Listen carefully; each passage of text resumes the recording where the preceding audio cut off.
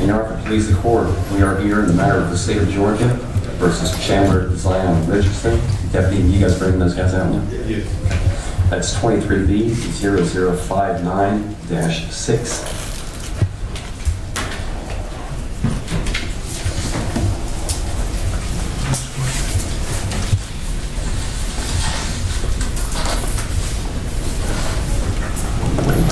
Both defendants in the court.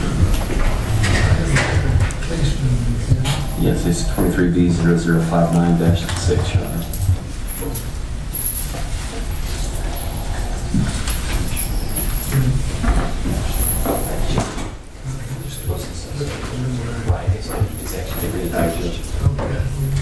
Thank you. Oh, I got the time up there, do I? I got the time.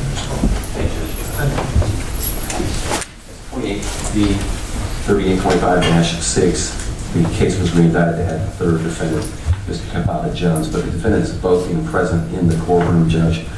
We are here in the matter of the state of Georgia versus Kamare Bryan and Chandler Richardson. They are represented by Mr. Michael Sterling and Mr. Kyle Dobbins, respectively. Mr. Dobbins being an associate at the Drake Law Firm. Ms. Drake made us aware this morning that he would be standing in and taking the plea for Kamare Bryan. I just wanted to make the court aware of that on the record. I know the court's aware. I wanted to make sure that that's acceptable to Mr. Kamare Bryan before we continue with his plea. Mr. Dobbins? That's fine. Yes. Okay. And Judge, of the two defendants that we have present before the court, they are here for the purpose of entering a negotiated plea.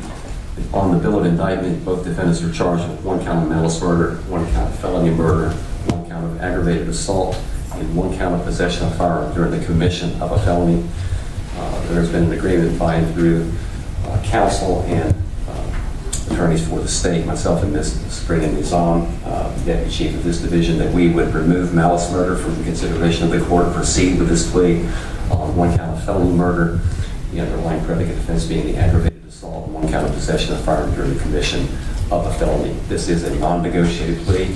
We would expect the defense here today to be asking for the possibility of life with the possibility of parole. The state, of course, asking for the opposite of that they be sentenced to a sentence of life without the possibility of parole.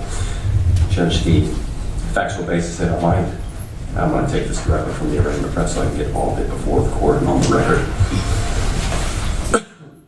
This murder occurred back on 5 October of 2022. And on the evening, Mr. Elijah DeWitt, who is the named victim in this case, and several high school friends who were on fall break at that time arrived at Dave & Buster's here in Gwinnett County in a maroon car. That vehicle was owned by Miss Angel Summerour. That's Summerour. That vehicle was parked several rows from the entrance of Dave & Buster's, and those individuals initially went inside Dave & Buster's, purchased some game cards and tickets, and had some conversation. Later, Mr.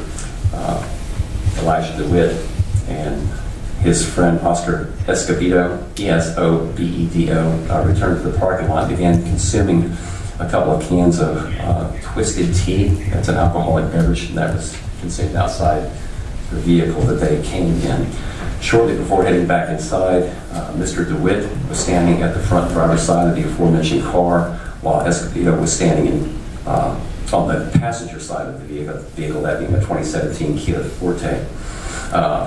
Came driving by their vehicle that had a Florida license plate on it, tag number 69AWET. That was driven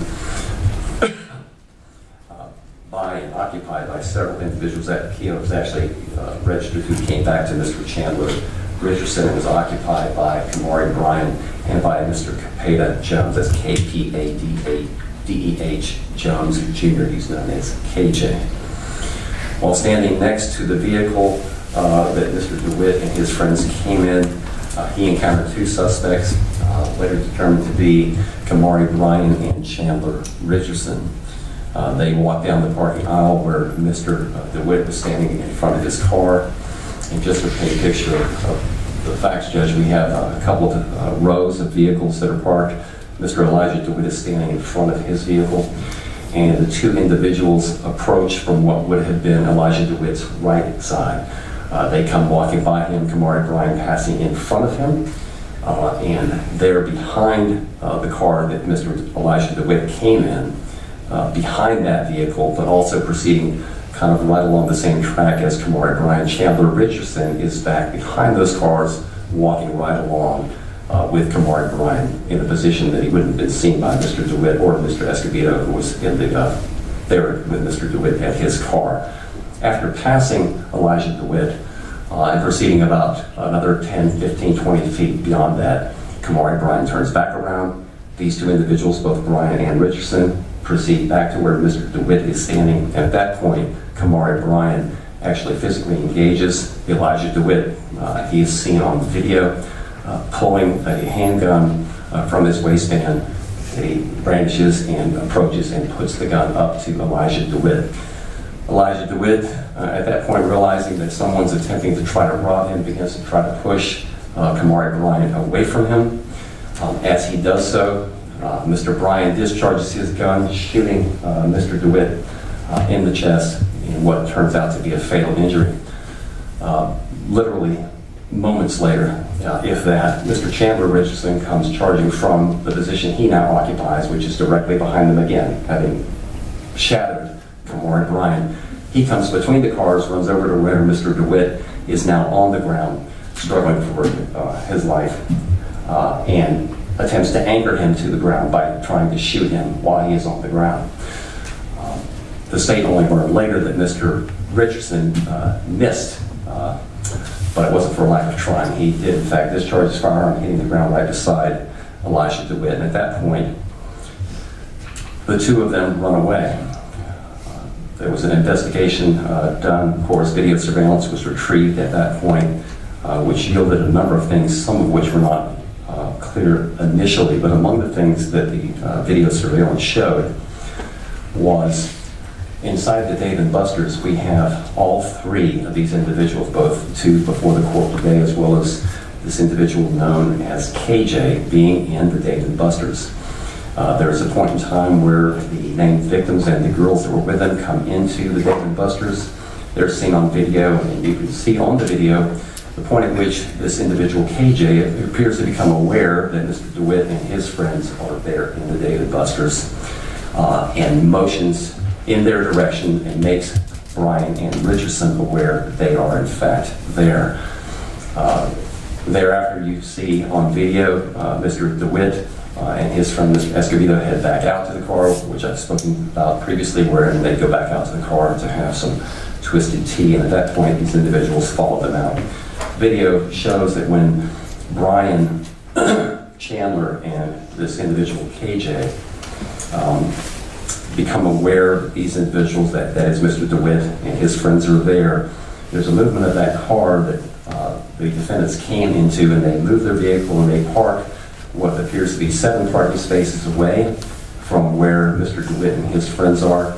They exit the car and begin to take up the positions, some of which I've already spoken to, one of which became clear later on. The video surveillance at Discovery Mills shows, in addition to the movements that I've talked about, was captured not only to some degree on Discovery Mills video, but in great detail by a Tesla that was parked almost directly across from the victim in this case and his friend. On Discovery Mills video, we also see this individual KJ take a position in what appears to be about 2.5 to 3 vehicles to the side of the vehicle that was occupied by the victim and the Tesla, which are sitting, like I said, almost directly across from each other. In the course of the investigation, and speaking with Mr. Escobedo, he ends up giving a statement to us wherein he ends up describing not only what I've so far laid out for the court, but also the position that was taken up by KJ, this individual KJ. And he indicates that this individual, what he's wearing, which is featured on these videos fairly clearly, a pretty vibrant green jacket, but that he takes that position beside this van directly across from where this is going on. When I say directly across, I'm talking catty corner. He can see him. He says that he's crouched down beside the van and that he has a handgun as well. Our initial thought, myself and the investigator Cleveland, was, because we had such incredible video from the Tesla that actually shows the murder, was why it was in a surround video that we did not see KJ. We were trying to resolve that. But in the course of the statement, when we talked to Mr. Escobedo, he makes clear this van is actually parked an additional vehicle over to the side, which puts it about 3 vehicles away. So while we see the murder and we see the area directly to the sides of the Tesla, we don't see KJ because KJ is not there. KJ is actually 1 vehicle over on the other side of the van, which Mr. Escobedo describes him. And of course, after the shooting occurs, all of the individuals scatter. They ultimately end up in a vehicle where they begin to take efforts to get out of the scene. And I'll take it back up from there, Judge.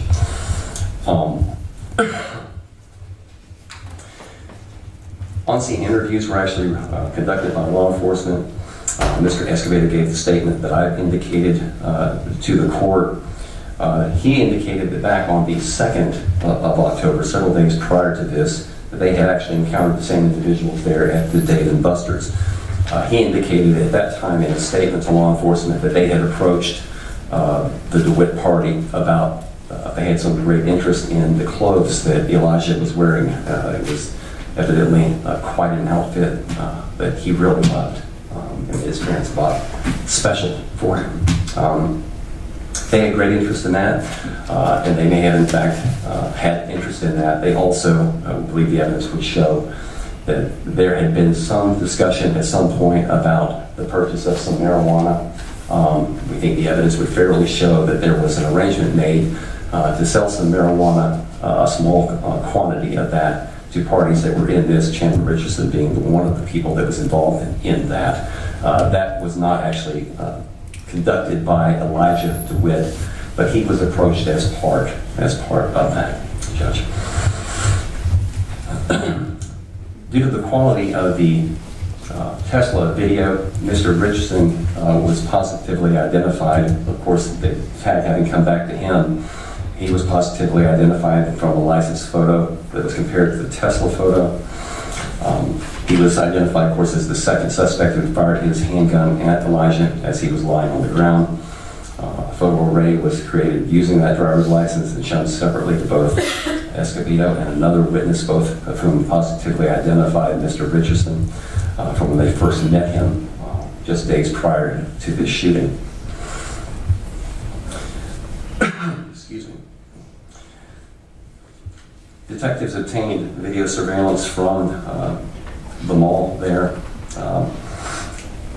There were a number of videos, 3 separate short videos. In those videos, as I've indicated, Judge, those videos showed a Kia Forte traveling toward the AMC movie theater, stopping, picking up a third suspect. At that time, the evidence, we believe, would show that ended up being Mr. Jones, that being KJ, and traveled to where DeWitt and Escobedo were located in that parking lot. I already told the court where they took up residence in the parking lot, and then subsequent to that, after getting out of the vehicle. The scene there at the scene of the shooting was processed. Obviously, there were a number of photographs taken, physical evidence collected from that scene. Immediately after the shooting, all 3 defendants fled the scene in Richardson's car, that being the Kia Forte. It was queried on the flock camera system database and was captured before the incident around the Sugarloaf Mills Mall, and it was also captured fleeing the scene of the shooting. Having researched that vehicle with that license plate, not only through GCIC, but through Gwinnett County reporting management systems and flock, it was learned that as I indicated, that car actually belonged to Richardson. It had actually been reported stolen, evidently, at some point. From those license plate captures, that vehicle was captured in the vicinity of the homicide before and shortly after, and fleeing the scene. It was also in the vicinity on video, as captured by camera footage, consistent with what the witnesses, the surviving witnesses, had indicated on the date they initially had contact with these individuals. Comparing flock vehicle image captures with exigent ping locations, it was discovered that there was one additional vehicle that had been captured on flock several times at those locations. That was a 2019 Mini Cooper with Georgia tag CSM 1750. That was found to be registered to a Jennifer Woods. The pings revealed that it was traveling north on I-85 toward Carolina. An exigent ping order was submitted to AT&T for Richardson's cell phone number, that number being 470-385-4633. That number was acquired from the report that he had filed with GCPD when he originally alleged that his car had been stolen. Additionally, that phone number was required from another witness who was messaging Richardson on October 3rd, 2022 to arrange a marijuana deal. Those pings corresponded with flock camera captures and revealed, following the shooting, that he was traveling on I-85 north toward Carolina in a white Mini Cooper. Law enforcement officials were alerted in South Carolina that Mini Cooper was located at a quick trip in Anderson County, South Carolina, and Bryan and Richardson at that point were taken into custody. In that vehicle were 2 other individuals, Woods and Kendrick, and I'll tell you more about those in just a moment, Judge. Warrants were taken out at that time against Richardson based on identifications, and shortly thereafter they learned from deputies over in Carolina that they had located that Mini Cooper at the quick trip that I've indicated at 4123 Clemson Boulevard in Anderson. The occupants of that vehicle were Arian Woods, that's A-R-I-O-N, that was the driver, and an Isaiah Kendrick, who was a front seat passenger. Isaiah Kendrick also was known as Zay, which will become important later on.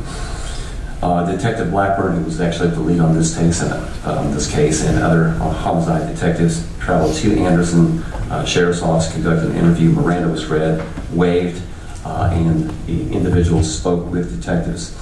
During the interviews, both Richardson and Bryan, the defendants here before the court today, put themselves at the Dave & Buster's on October 2nd and on the time and date of the killing. Both claimed that they shot Mr. Elijah DeWitt in self-defense, alleging that he had used a racial slur that had been directed at them, and then attacked both, although those statements were clearly belied by the video captured by the Tesla directly across from the shooting. Miss Arian Woods, gave an interview. She was actually pregnant at that time with Mr. Kendrick's baby, is friends with Richardson and Bryan. She identified Richardson from a Dave & Buster's video still. During the interview, they were made aware that Richardson's Forte had actually been parked up there at in their parking garage, if you will, there at the apartment. Mr. Kendrick was also interviewed. He spoke with detectives and said that he'd been told by Richardson and Bryan, the defendants before the court today, that they had shot this male, being Mr. DeWitt, after a racial slur had been used and a physical altercation had ensued. They claimed that Mr. DeWitt had started the altercation and that they were defending themselves when they shot him. Mr. Bryan was interviewed by law enforcement, was read Miranda. He waived his Miranda protection, spoke willingly with detectives, and in that interview, Mr. Bryan he gave a statement. He stated that Richardson drove a silver vehicle. When further questioned, he admitted being with Richardson at Dave & Buster's, spoke briefly about the incident in the parking lot, and claimed that he shot Mr. DeWitt in self-defense, despite having been shown the video of the shooting as it occurred. He maintained that shooting, in fact, was in self-defense. Mr. Richardson was also interviewed. He was read Miranda. He likewise waived and spoke willingly during the interview. He confirmed that he owned the silver Kia Forte, was with Bryan at Discovery Mills, and claimed that Mr. DeWitt had used a racial slur that had been directed at them, and that they, meaning he and Bryan, had confronted him, and an altercation ensued in which Chandler claimed that DeWitt grabbed Bryan and that, quote, "we shot him," clarified again that both of them had shot him. Even the defendant, Mr. Richardson, thought he shot Mr. DeWitt. It wasn't just the state initially. None of us were aware that he actually missed, at least at that time. He didn't provide any additional information about the location of the Kia. He admitted to seeing Mr. DeWitt and his friends at Sugarloaf on a prior occasion, that there had been a discussion about marijuana on a prior occasion, that there had been an arrangement for the sale of a small amount of marijuana, none of which was denied by any of the relevant parties in the case. Richardson stated that he knew the identity of the third suspect, but would not provide that information, that being the individual, Mr. Kpadeh Jones, known as KJ, and was uncooperative thereon with regard to any identifying information as to KJ and what his involvement might have been. The search warrant of the Mini Cooper was conducted. It was a .40 caliber handgun located on the floorboard directly behind the driver's seat where Richardson had been sitting at the time of the traffic stop. A 9mm handgun, a Masada, that's M-A-S-A-D-A, was located under the rear passenger seat where Bryan was sitting at the time of the traffic stop, and yet another 9mm Beretta handgun with a serial number filed off was also located under the rear passenger seat, under where Richardson happened to be seated at the time of the traffic stop. There were a total of 7 Apple iPhones located, as well as a fanny pack that had been worn by Richardson while he was inside the Dave & Buster's on the night of the shooting. There were miscellaneous items of clothing that had been worn by Richardson and Bryan on the second. They were also located, so we had multiple items of clothing from different times that were all located in this car at the time. There was also a search warrant conducted at the Kia Forte, that being Mr. Richardson's vehicle. After they got back from Carolina, detectives traveled to Kendrick and Woods apartment complex that located at 1401 West Pace Ferry Road in Atlanta. They located Richardson's Forte, Kia Forte, where Woods had described it during her interview with Detective Blackburn. It was also identified as a location where the silver Kia had traveled during the aforementioned dates. That vehicle was impounded, transported to GCPD, and a search warrant obtained, and within the vehicle there were a number of items recovered. Behind the driver's seat, there was a pair of green and white Nike shoes located on the floorboard. That was relevant, Judge, because the video from Discovery Mills showed those worn by Kpadeh Jones on the 2nd and again on the 5th. Near the buckle of the rear seat belt, there was one live round of 9mm Luger ammo. That round matched one of the fired cartridges casings that had been recovered from the scene. There was clothing that Richardson was wearing during the homicide, a dark gray hoodie that had a small front logo on the right side and a large logo on the back, and light gray Russell jogging pants were also found in the truck. Dark blue Russell jogging pants that Richardson was wearing on October 2nd were also located in the truck. A dark blue Russell pair of jogging pants that were worn by Bryan on the date of the homicide were also recovered. Inside the trunk, there was school paperwork from Phoenix High School that was located with the third defendant, Kpadeh Jones's name on it.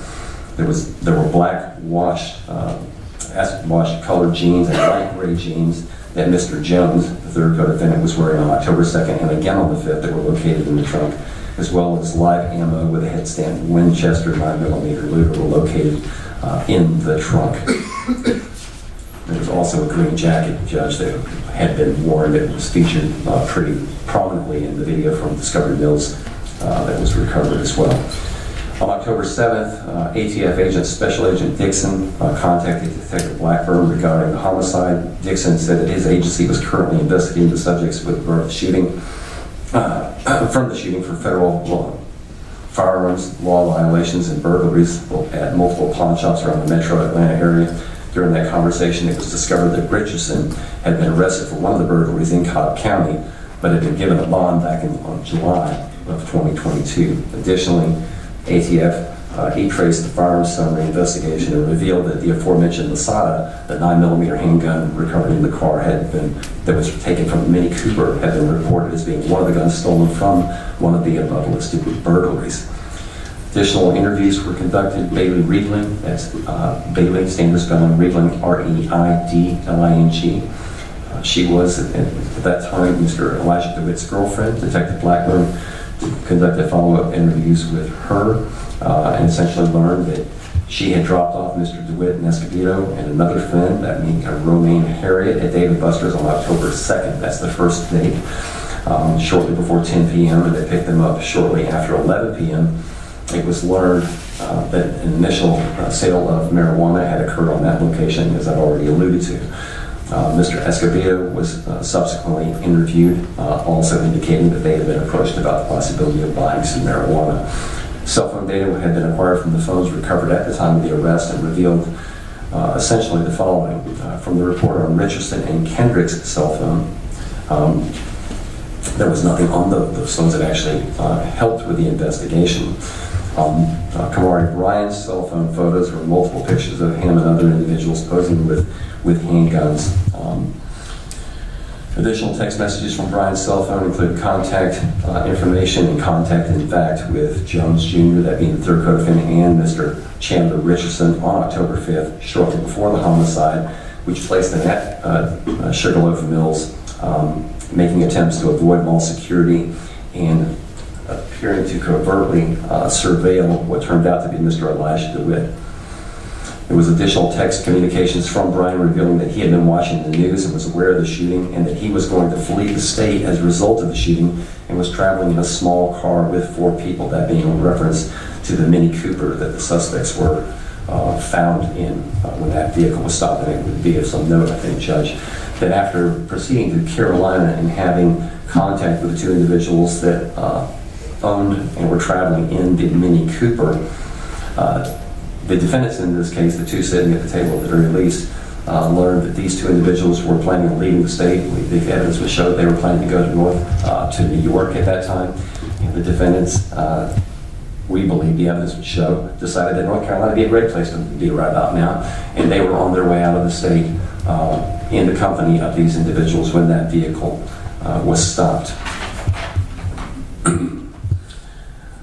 There were also jail calls that were recorded as part of this investigation, Judge. And I'm going to go over a couple of those. Following the preliminary hearing on December 2nd, Investigator Cleveland in my office reviewed jail calls and noted that Kamare Bryan had commented to his girlfriend and or his sister on 2 occasions that Isaiah Kendrick, that being the individual I previously mentioned, was also known as Zay, who had been in the Mini Cooper at the time of the arrest, is a rat, and I'm forgive me for quoting, but a bitch ass nigga for cooperating with the police and telling them about Bryan and Chandler and telling law enforcement that they had shot someone. During a phone conversation, there was a three-way with a young lady connected with this individual, KJ.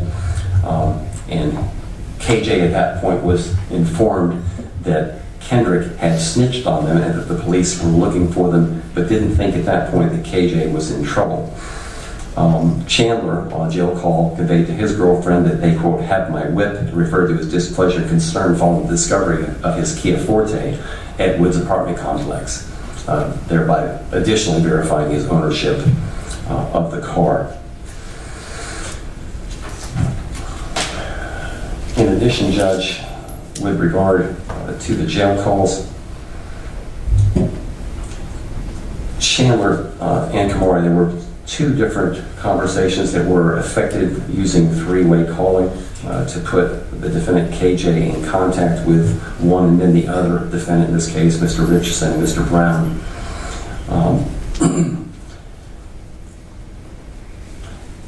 Chandler,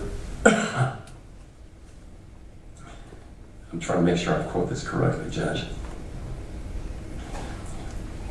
With regard to the jail calls, the three-way calls, both Kamare and Chandler Richardson at different times indicated to KJ that he needed to chill, that, of course, Kendrick had ratted that law enforcement was looking for him. He was also told that he needed to lay low because 12 was looking for him. Additionally, on October 25th, there was a jail call with Chandler Richardson where he was speaking with his father. His father was expressing concern about his own, and this is my characterization, but I think it's a fair one, about Richardson's raising, at which point Mr. Richardson said, took exception with that. He said, I'm here because of what I did, and I did it. That was Mr. Richardson.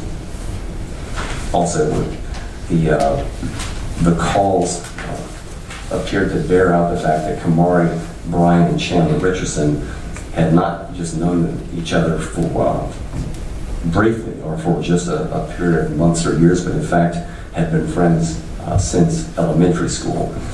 And just to put a point of clarification on the three-way calls, on the Chandler Richardson call, wherein he was talking to the third defendant, KJ, he told him, you gotta be chilling, they're on your ass. With regard to the jail call between Kamare Bryan and the third co-defendant, Mr. Kpadeh Jones, on the three-way call, he said, Zay's a rat, he was talking to the police, stay low, because 12 is looking for you. Okay. May I inquire, Judge? Let me first, I want to be clear of what the state's recommendation is as to each count. Judge, as to felony murder, That's count 2. count 2, the state's recommendation as to both is life without the possibility of parole. Count 3, the aggravated assault. So, position that it would merge as a matter of law Yes. with count 2. And then count 4, possession of firearm during the commission of a felony is a 5-year felony, which will become consecutive to count 2. So our recommendation would be life without the possibility plus 5. As to both defendants. You may proceed. Thank you. May I inquire? Yes. Thank you. Would you want to do one at a time, Mr. I'm going to, yes, Judge, I would like. If I could go ahead and do Mr. Richardson first, and then we'll do Mr. Kamare Bryan next. Deputy, so you can take Mr. Bryan back just briefly.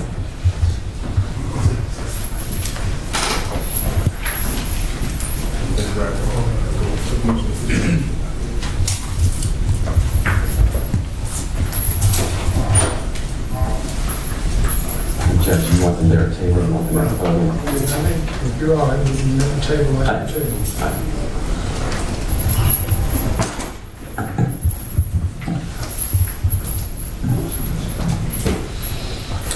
All right, Mr. Richardson, can you hear me okay, sir? All right, let me get you to raise your right hand, please. You swear the testimony you're about to give the court will be the truth, the whole truth, and nothing but the truth, so help you God. Okay? You don't have to speak up, okay? You You need need to speak up. If you feel like you can, I can bring you to the podium. I just was going to let you do it from there for your, because I thought you might be more comfortable there, but it's important that you speak up. Yes, sir. Okay? I still don't hear you loud enough. Yes, sir. Maybe do best if we do.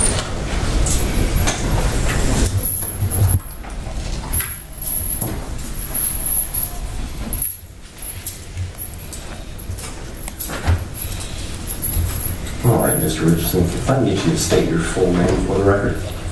Chandler Richardson. Okay. And how old are you? I'm 20 years old. And what is your date of birth?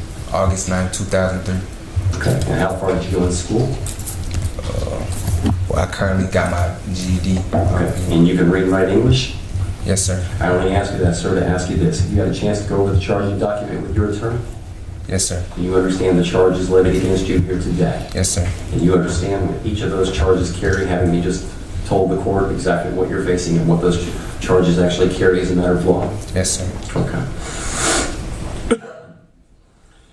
You understand that this is a non-negotiated plea. You understand that? Yes, sir. Do you understand what that means? That means that the state is requesting one thing, your attorney is requesting something different.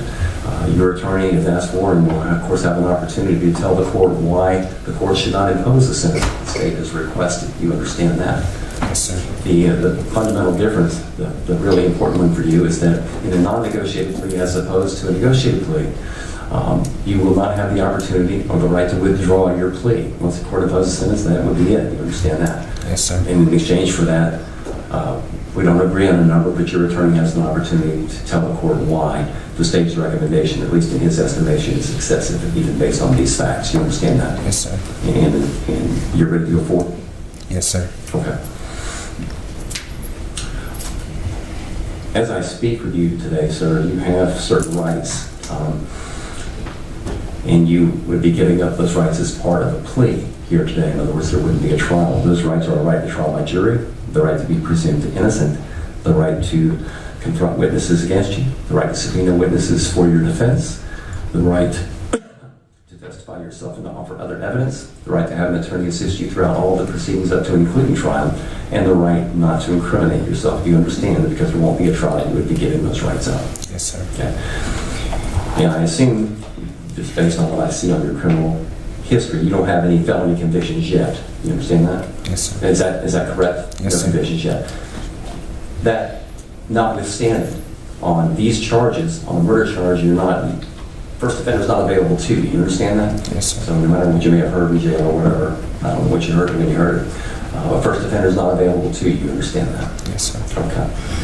Now, if any portion of your sentence includes time to be served on probation, and counsel will have an opportunity to argue for whatever it is he wants to argue for, but I want to go over the expectations that would be placed on you. You would be expected not to violate the criminal laws of any governmental unit, which means not to break the law. You are to avoid injurious and vicious habits, especially alcohol intoxication and narcotics and other dangerous drugs, unless they're lawfully prescribed to you. You're to avoid persons or places of disreputable or harmful character. You're to report to your probation or parole supervisor as directed and permit that supervisor to visit you at home or elsewhere. You're to work faithfully in suitable employment insofar as that may be possible. You're not to change your place of residence or work or move outside the jurisdiction of the court or to leave the state of Georgia for any period of time without the prior permission of your probation or parole supervisor, and if permitted to leave the state, you agree to waive extradition from wherever you might be found and not contest any effort by that state or jurisdiction to return you back here to Georgia. You also agree to support any legal dependents that you might have to the best of your ability, and to submit to evaluations and testing related to rehabilitation, and to participate in and successfully complete rehabilitative programming as directed by probation or parole. All of which is a long way of saying that probation or parole tells you to do something or complete a program. You need to make sure you do that. Do you understand that? Yes, sir. Okay. And sir, are you entering your plea of guilty today with an understanding of all of those conditions? Yes, sir. Has anyone used force, threats, or promises to cause you to plead guilty today against your own free will? No, sir. Okay. Are you satisfied with what your attorney has been able to do for you in this case? Yes, sir. Do you need any additional time to speak with Mr. Sterling before we continue with your plea? No, sir. Have you understood all the questions that I've asked you so far? Yes, sir. Have your answers to those questions been truthful? Yes, sir. and understanding all of your rights, are you prepared to enter a guilty plea to the enumerated offenses that I set out before the court? Yes, sir. Did you in fact commit the offenses to which you're now pleading guilty? Yes, sir. Okay. You heard me set out for the court very briefly the facts and circumstances from what was going on out there at the location in question, at the time in question, how you came to be a suspect in this case, to ultimately be charged in this case. Understanding you may have some disagreement with some of the facts in the case, is that nonetheless essentially what was going on that night? And counsel, do you likewise agree there's a factual basis to support his plea here today? I do. And Mr. Richardson, you agree that that's substantially what was going on? Can you repeat that? Yes. You heard me tell the judge what was allegedly going on out at a location in question when this young man was shot and killed? Yes, sir. Okay. You agree that that is substantially what happened, that there was an altercation wherein you and your co-defendant shot, or you attempted to shoot, but where this individual was shot and ultimately died? You agree that's what happened? Yes, sir. Okay. Are you a U.S. citizen? Yes, sir. Understand, sir, if you wish to challenge this plea, you've done one of a couple of ways. Once by filing a notice of direct appeal, that would have to be done within 30 days of today's date. The other is by filing a petition for habeas corpus, which would have to be done within 4 years on felonies. Every one of these counts being felonies. You have 4 years in which to do that. Counsel can explain to you, and I didn't mention the right to withdraw your plea because, as I indicated at the outset, because this is a non-negotiated plea, that would not be available to you. But as it relates to the notice of direct appeal and the petition for habeas corpus, counsel can explain to you the mechanics behind how that might be applicable at some point if it were. But what I need for you to understand today are the time limitations associated with both those remedies. Do you understand those? Yes, sir. Your Honor, Mr. Court. Thank you. Is there anything that you want me to present from this tape? Judge, I am going to have a few members of the family that would like an opportunity to speak, and if I might, Judge, I'm handing the court what I can mark as State's Exhibit number 1. It contains the names and relationships of 55 individuals, family, and friends. I showed the list of both the counsel. I don't expect to hear from probably more than about 3 people today, but I did want the court to be aware of the courtroom full of people, friends, family, loved ones of this young man who have come here today to show their support of his family and for him. If you'll have a seat, Yes, sir. for now, I'm going to state call.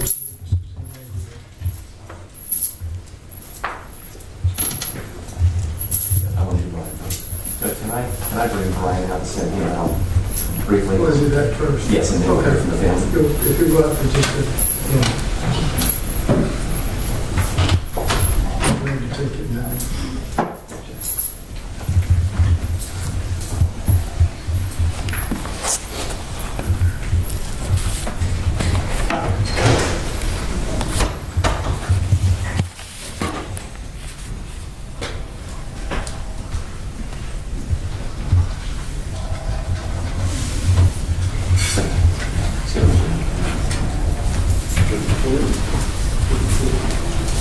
Defendant, this is Kamare Bryan being back before the court. We are ready to proceed with the balance of the plea colloquy as it relates to Mr. Bryan. May I inquire? Yes, sir. Sir, if I can get you to raise your right hand, please. You swear the testimony you're about to give the court will be the truth, the whole truth, and nothing but the truth, so help you God. Oh, what about it? Yeah. Yes? Yeah. You put your hand down. Can you state your full name for the record? Kamare Bryan. Okay, how old are you, sir? I'm 20 years old. Okay. What is your date of birth? March 17, 2004. Okay. Are you currently under the influence of any kind of alcohol, drugs, or medication? No, sir. Okay. How far did you go in school? I graduated early. Okay. You can read and write English? Yes, sir.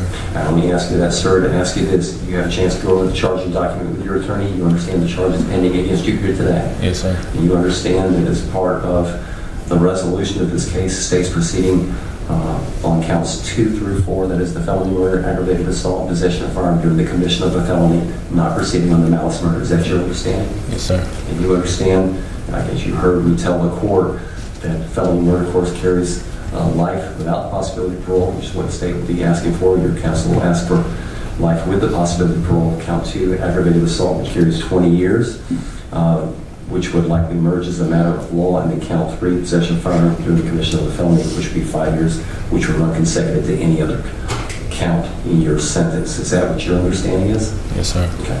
Now, you understand that because this is a non-negotiated plea, that is going to afford your attorney an opportunity to speak on your behalf and tell the court why you should be considered for life with the possibility of parole, and why, even on these facts, life without the possibility of parole, which is what the state's requesting, would be inappropriate. Is that your understanding as well? Yes, sir. Okay. You understand the distinction between a non-negotiated and a negotiated plea is that in a non-negotiated plea, if the court imposes a sentence, you don't have the opportunity to withdraw your plea. That's the benefit you get, or the benefit the state gets, for you having an opportunity to stand before the court and tell the court why you think that what the state's asking for is inappropriate. That's your understanding as well? Yeah, I understand. Okay.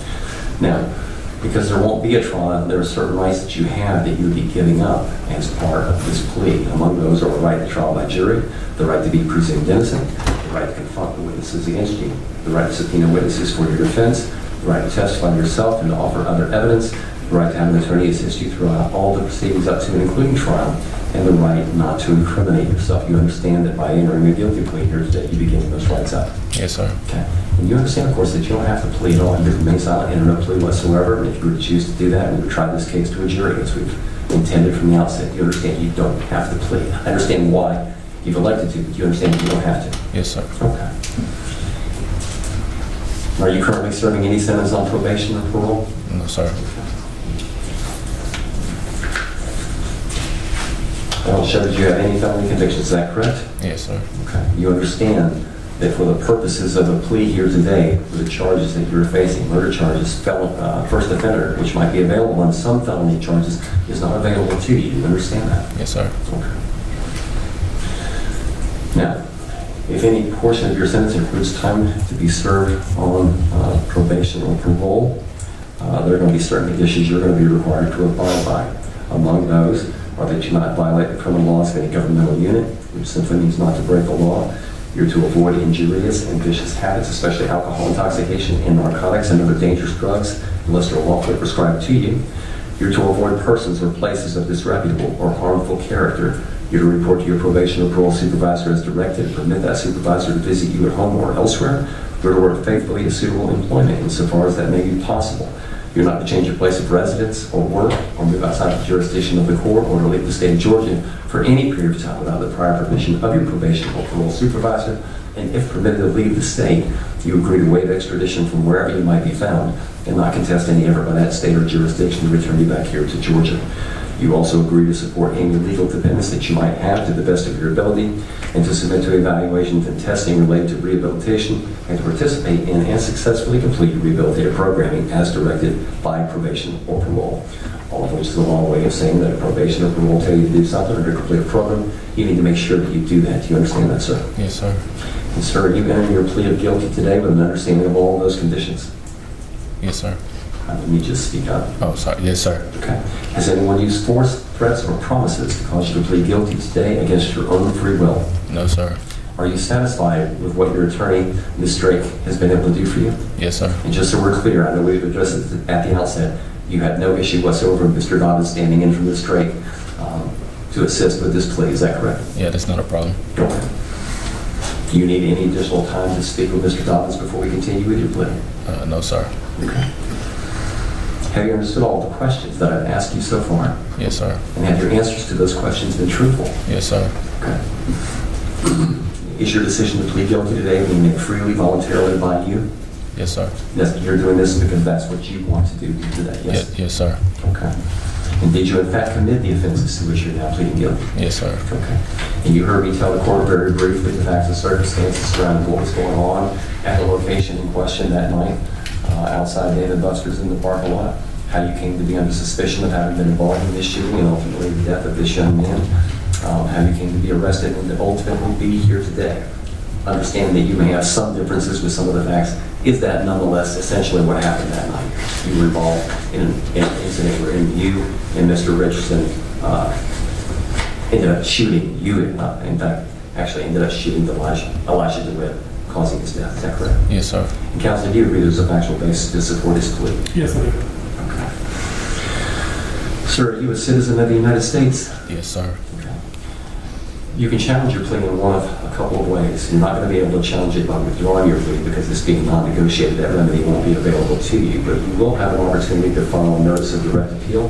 That would have to be done within 30 days of today's date.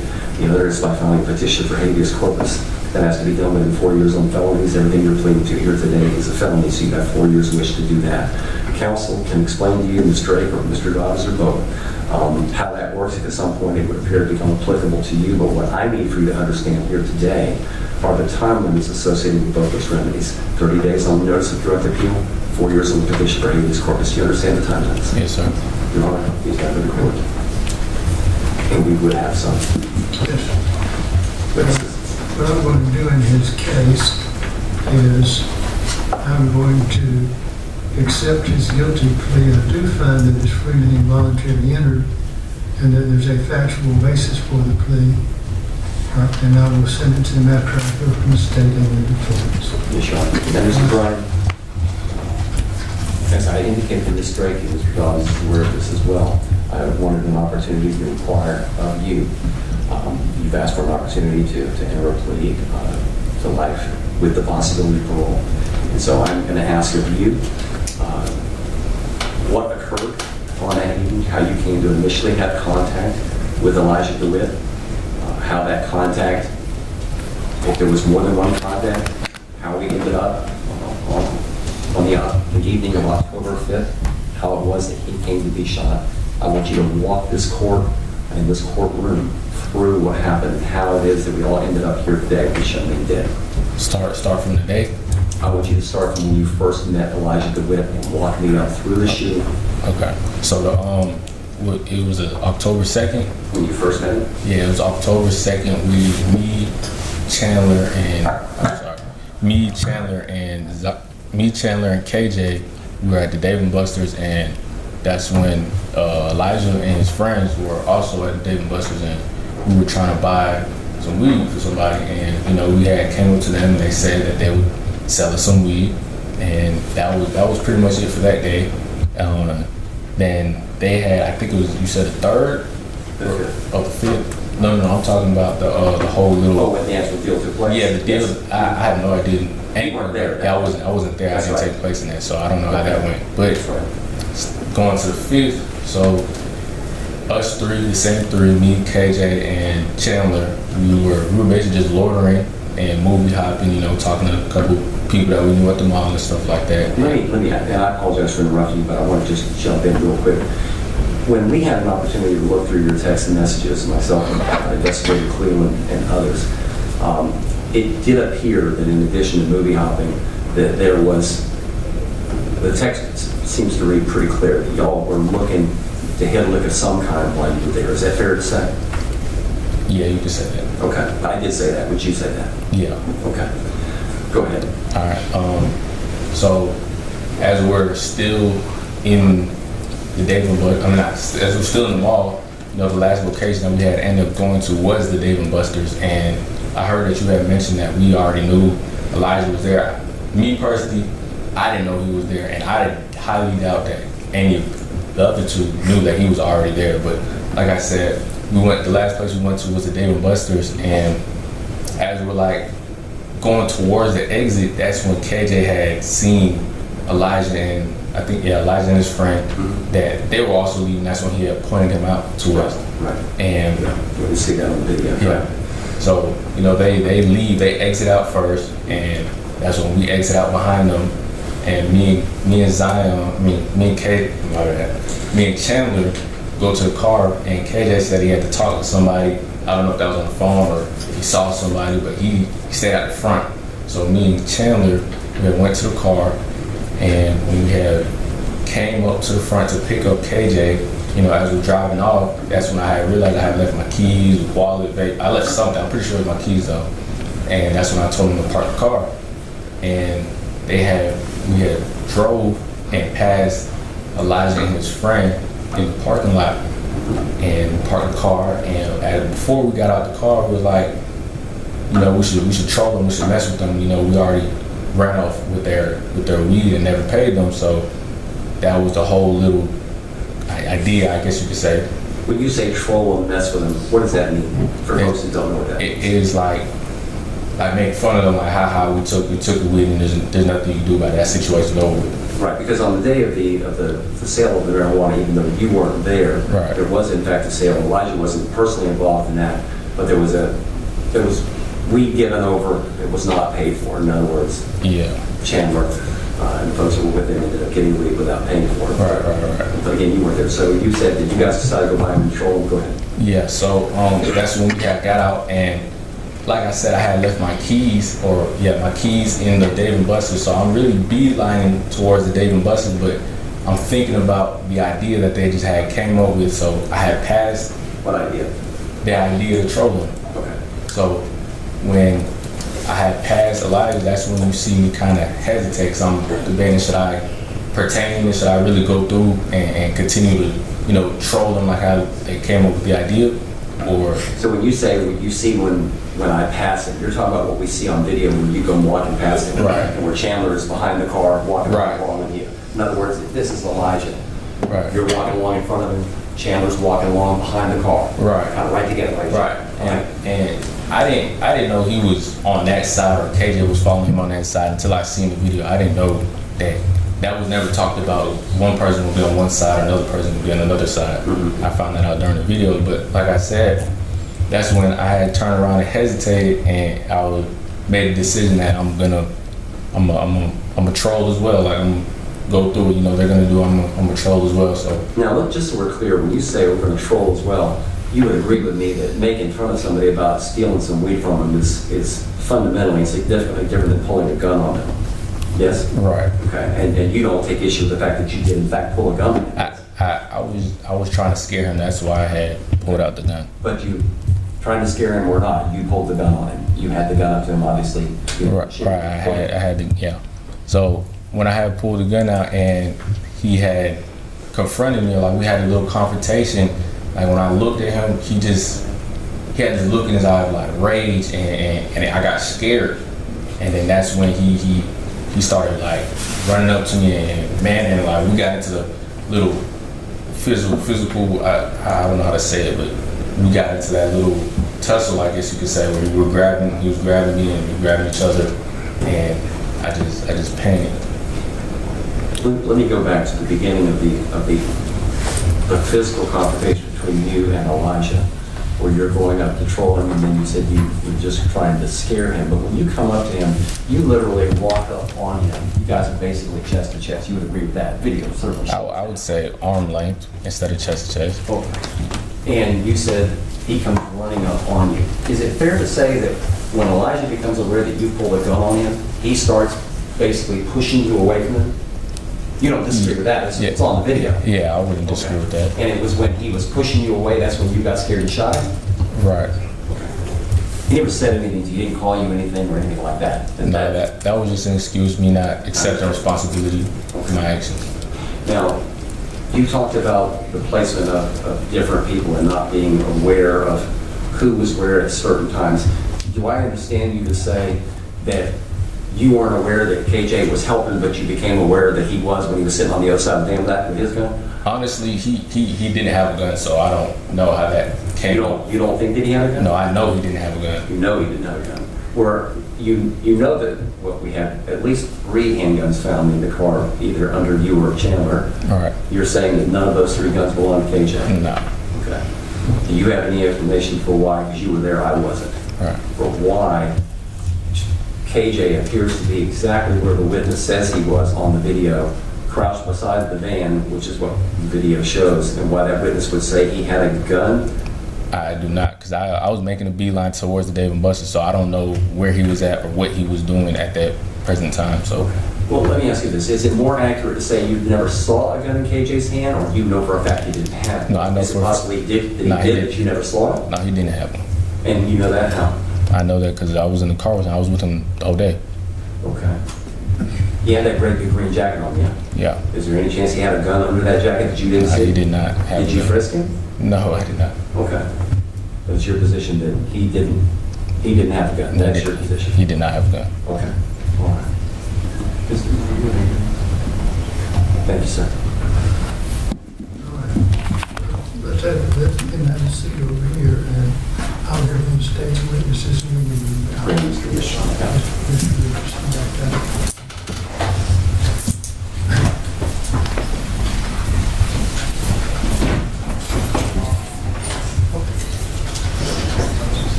Your Honor, let the record reflect that Mr. Chandler Richardson has rejoined us in the courtroom. And at this time, the state would call Don DeWitt.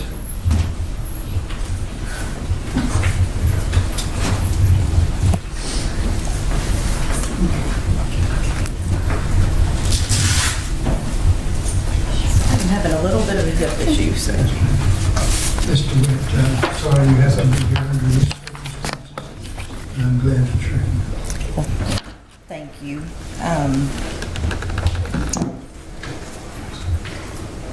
I hate to be here too, but now that I am, I'm going to do my best to read this.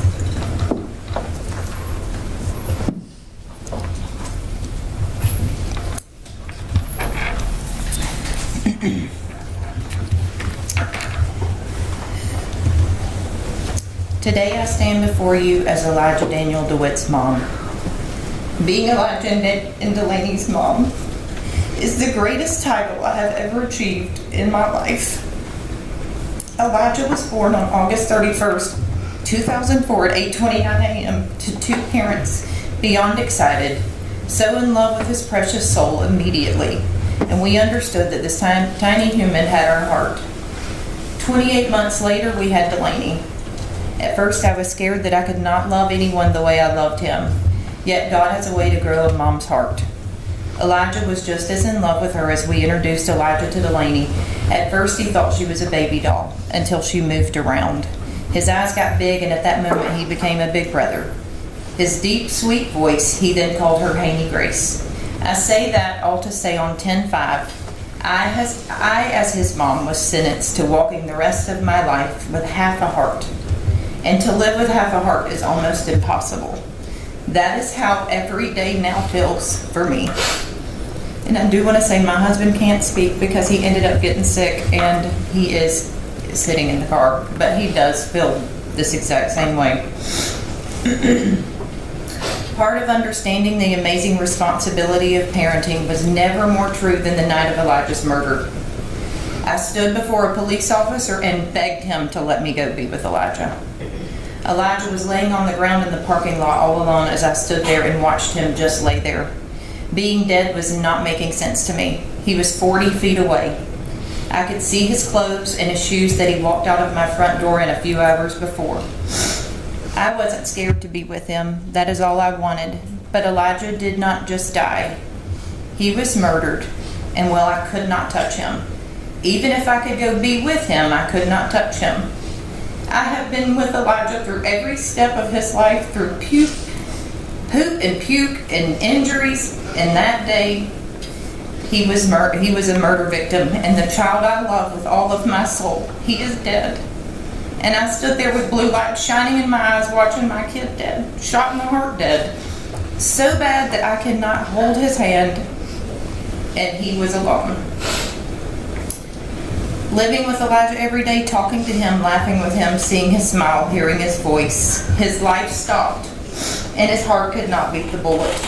With all that, the dream stopped. He did not get to graduate high school and ride off to college with a packed car of dorm room plans. He did not get married and leave with his wife on a horse and carriage or a limousine or even a taxi. Elijah's ride was the Gwinnett County Crime Lab van. They picked up that beautiful baby, that beautiful boy, our son, Delaney's brother, and placed him into a crime lab van. As they drove him away, the fire department began to clean the scene and wash the ground. Elijah's blood was washed into a sewer. I do not think there are words that describe this. Elijah left home to go have fun on fall break, and now he is dead. Not just dead, he is murdered. He is alone. He is at a Gwinnett County crime lab. And that just honestly was not even a place we knew existed. Each day I wake up, I still gasp for air as I'm reminded again, he is not here. He is a murder victim and he is not coming home. I get up and I look at his urn, that's why I brought it. To be sure I'm not crazy. Each day I then relive and remember again he is gone and he is not coming home. Then I do my best to live that day.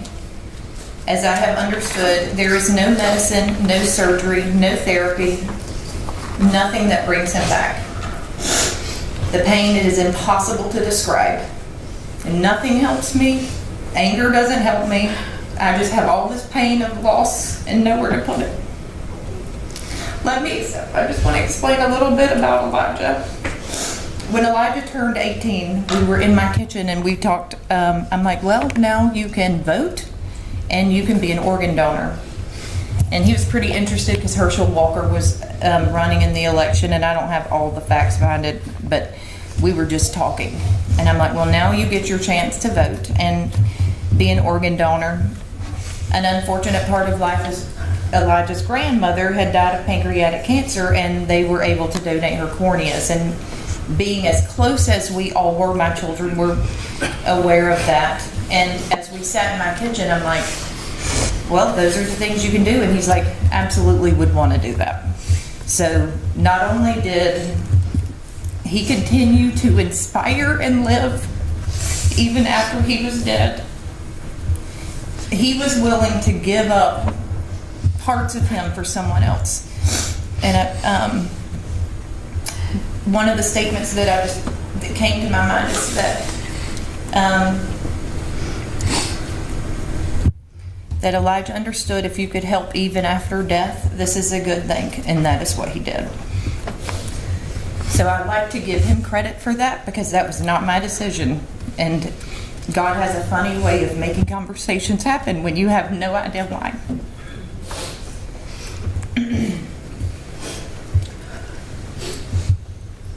I don't think that people really realize and I don't even think we realized, and I'm not going to go through the whole thing, but to hear his friends and hear Bailey screaming over the phone and knowing I've got to get there. It was my husband's birthday, and I went to Kroger, and now I'm in a hibachi place trying to get food, and I get her call, and she's just like, Elijah's been shot. And I'm like, no way. What? And she's like, he's shot. And I'm like, where are you? She said, find me. And I'm like, where are you? And that's when she said, Dave and Buster's. That moment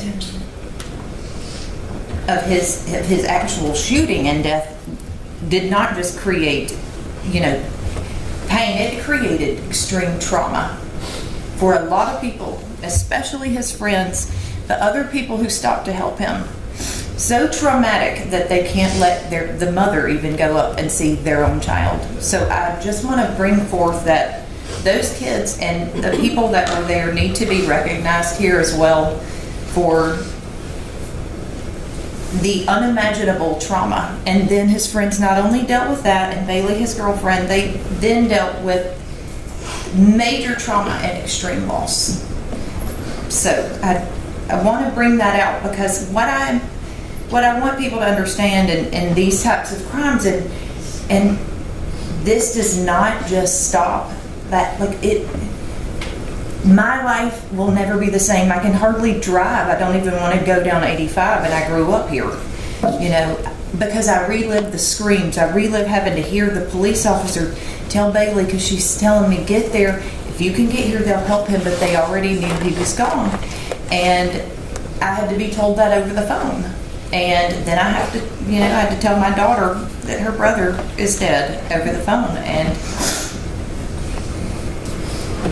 that is not something that you can even explain of how that feels.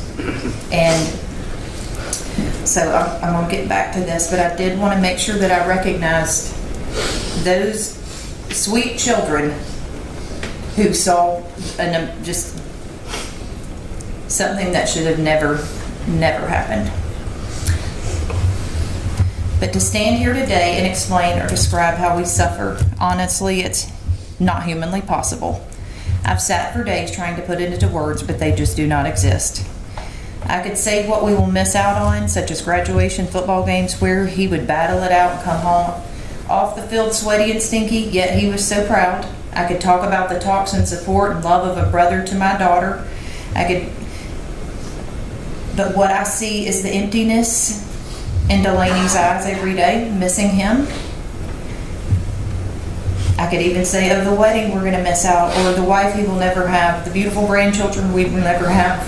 But most of all of it is we miss our son, not just what he could have been. We miss him. I miss watching him sleep. I miss hearing his voice. I miss just every part of his being. I do want to show what I have physically left of him. Elijah was 6'2", 190 pounds, blonde-headed. And this is what I have physically. And this is what I have. And that should not be. I will say this tragedy, the darkness, and this even makes the light sad. I will tell you there is a longing and desperation inside of my soul that is impossible to fill or ever to refill, because Elijah will never come home, breathe air, eat a hamburger, laugh, see the sunrise or sunset, feel the salt of the ocean, and again, there's just no words that express that pain. I wish I could trade my soul for his so he could live. But today, I will leave this courtroom with his ashes, his hair, and we as a family will leave us 3, not 4, and I'll go home without him with one true hope.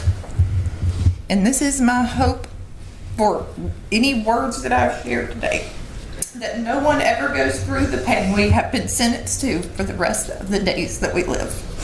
And thank you so much for everything the court has done for our family, and just being so respectful through such a crazy time. Thank you for sharing these things with us. And I'm sorry for your loss. Your parents, without the outreach of children, it's very painful to lose a child. It was, thank you.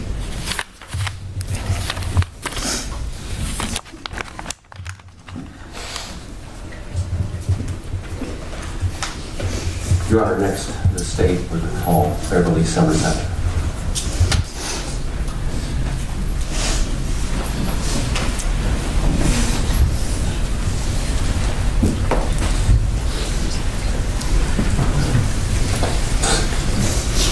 Judge is the grandmother. I can't read, so my granddaughter's going to. That's fine, ma'am. I'm glad you're here. I'm sorry again that it's under those circumstances. I'm a grandfather myself. I can't fully appreciate what you're going through. Thank you so much. I know it's tough. Yeah. Oh, Elijah was my cousin. I'm the oldest out of all of our cousins, so I obviously watched him grow up as far as he got. Honorable Judge Bachelor, I'm reading this on behalf of my grandmother. My name is Beverly Somerset. I'm the grandmother of Elijah DeWitt and mother of Dawn DeWitt, as well as my other daughters, sons in love, and grandchildren and great-grandchildren. I have 8 grandchildren, 2 grandsons in love, 1 granddaughter in love, and Elijah is one of them. He was Elijah, and there was no one like him. He cannot be replaced. He was his own person, and he is and will always be our family. He was generous and would help anyone in need. He had a sense of humor. He dreamed big and was striving to accomplish his dream. He was ours, and we missed him. We love him today because the word loved is not in our vocabulary where Elijah is concerned. Our love doesn't stop just because his body isn't here. Our big to life Elijah will live on through us, and we will never forget him or not celebrate his life. On the night of October 5th, 2022, my life and my family's lives broke into a million pieces. My oldest daughter and granddaughter were knocking on my door with screams coming from the outside. They came to my house to tell me that my grandson was murdered. I felt like I was going to fall apart. My other daughter was screaming to her husband and ran out of her house to get Elijah's mom and dad, leaving their boys at home who were stricken with confusion and pain. These boys ranged from teenage to young adult, but they had to experience a loss so shocking it was even hard to fathom, and the awareness of the evil acts which had taken place. and then married cousins were notified and were heartbroken and in disbelief. This pain was so intense we didn't know how to help each other except to be together, pray, and love one another. Our family was close, and there are no words that can describe the pain and emptiness that we feel. How do we go on? We did not know, but this journey is so heavy. We didn't get to see him for several days. We went to the funeral home. Craig and Dawn went in first alone. My family and I witnessed Elijah's strong mom collapsing to the ground, and I could feel her soul breaking in her scream. I still see this play out in my mind today, and it breaks my heart to know that I could not ease her pain. I go through this scene so many times since that night, and I will see this till the end of my life. It hurts each time I go through this memory. We walked through the days ahead like zombies. We lost sleep and were devastated to the core of our souls. Senior football night, his parents, sister, and teammates honored him as they called out his name, and they walked across that field. But Elijah was missing. It hurt then and it hurts now. His helmet and jacket were on a post by the field, and every time I looked at it, I felt myself dying inside. Sorry. I spoke to the rest of my family, and they felt the same. We didn't know how Craig and Dawn and Delaney were even standing there under their pain. Graduation comes. I had 2 grandsons graduating, one being Elijah, and I felt like half of my heart was in pain and the other was trying to celebrate. Our other graduate was celebrating and also felt sadness in these moments that should have been celebrating. His words were, "We should be doing this together." My other daughter only has 3 boys, and many times she feels the pain of her sister's son being gone. Christmas came, and it was a sobering occasion. We all gathered together, and when Craig, Dawn, and Delaney came through the door, it was 3 and not 4. Elijah should be here. Our hearts ached for our loss and theirs. We did our best to make the best of it, and we did for the most part, but the heartbreak of losing Elijah shadows over us. The pain was still very evident in all of our hearts. The senior walk for the baseball team, my grandson, Elijah's cousin, his age, took his number and they mentioned Elijah's name. It was so meaningful, but at the same time, so sad that this event had taken place. We celebrate one and mourn the other. It has ripped apart place for us all. There are those times when I go to the arena to watch Delaney, and I look up where his picture was, and his casket sat on the day of Elijah's service. I want to run, but I realize I can't. I'm there because Delaney is there. She is life, and we have to keep going for the ones still here, no matter how hard the journey. We missed his graduation, and we'll miss Elijah's college football days, his wedding and his children, his kind and caring heart. I miss the Elijah who walked me to the car because I had been sick and he wanted to make sure I wouldn't fall going to the car. We miss his sheepish grin and his mischievous smile and sense of humor. All of these things ended for us that fatal night. We celebrated his birthday because we are not going to let those occasions go by without remembering him. His first celebration and him only here in our hearts. One of our littles had his picture and was leaving on a trip. She cried for miles because she wanted her Elijah. I have talked to his adult cousins. They feel guilty because they could not have protected him. They couldn't have, but that's what older cousins and siblings think they should do. There are times they are so broken, they are in grief until they feel sick. Cousins with children are so aware of these things that could happen, they won't take their kids to the grocery stores. Cousins his age missing him because they were supposed to do things together because of being in that same part of life. Some of us can't ride by the football field. We can't even watch football. We wouldn't stay to watch boys basketball because Elijah was missing. We all have heightened senses when we go places because we are aware of the evil in the world. I've never felt such heaviness which hasn't gone away. My physical body is tired every day to the point I mentioned I don't think I can even put a load of clothes in the washer or fix a meal.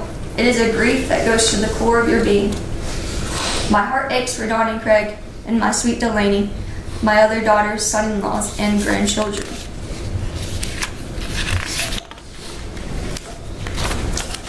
I lost my daughter, and her sisters lost their sister in a sense. She is different, and who wouldn't have been losing their only son so tragically? They had talked to each other for the past 18 years about their boys and what they were doing. You can't go through such devastating heartbreak and be the same. This journey is not what we have signed up for. It was so unexpected. We talked to each other. We all have the same thoughts. I think many times this didn't happen and it's not real.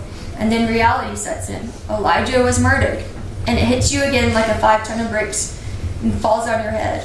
A piece of our family is missing, and you just go on as before because our family circle is broken, a brokenness only someone who has experienced this can know.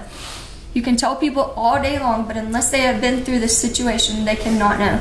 There's a shadow over us when we are together as a family. Elijah's absence is always with us, and we can never shake it. Family gatherings are not the same, and have not been.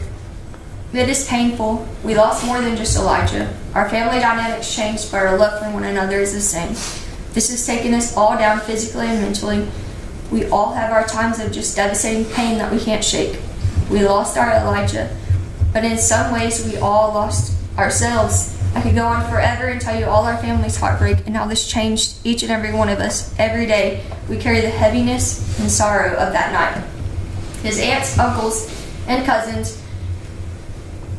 broke that night, and we still carry the brokenness today. The unbearable pain affects each and one of us physically, mentally, and how we see the world. His mom and dad and sister carry the heartaches heavier than we do. Each holiday, birthday, and family celebration just intensifies the pain and loss of Elijah not being with us. A big gaping hole was left inside us all. On the fatal night of October 5th, 2022, we lost Elijah, and something died in all of us. Thank you. Sharing these things with me. It's obvious that Elijah Daniel DeWitt was a loving and wonderful son, and a loving and wonderful grandson, and brother, and his loss is a tragedy. Yes, it is. Thank you so much. Next, Your Honor, I'd like to invite Mr. David Horn.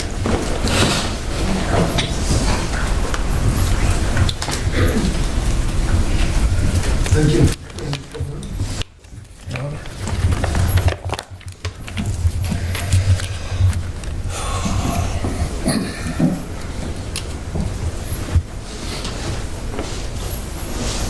October 5th, 2022 is a day that will never be forgotten by myself and so many others, because on that day, Elijah DeWitt was taken from us. I met the DeWitts when Elijah was 7 or 8 years old. He and my son were playing all-star baseball together over the summer.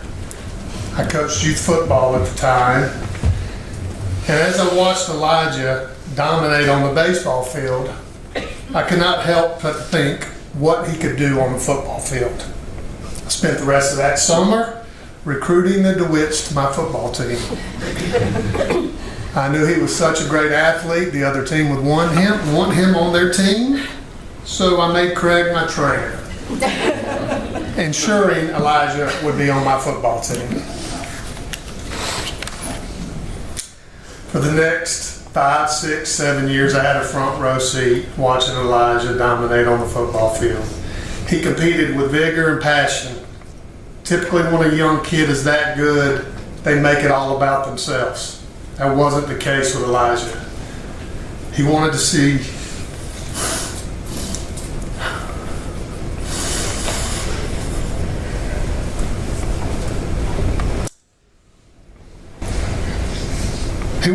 everyone have success.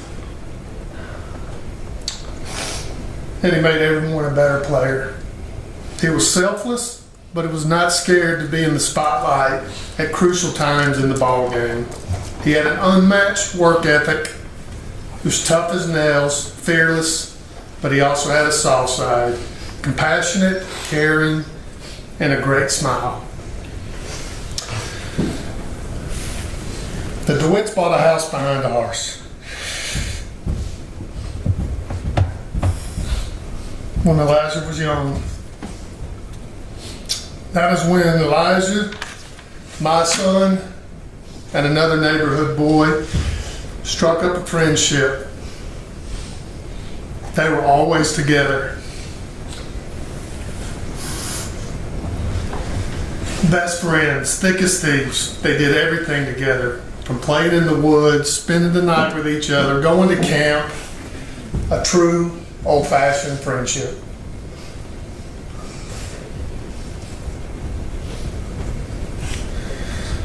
When Elijah was taken from us, a piece of my son and the other neighborhood boy was taken from us as well.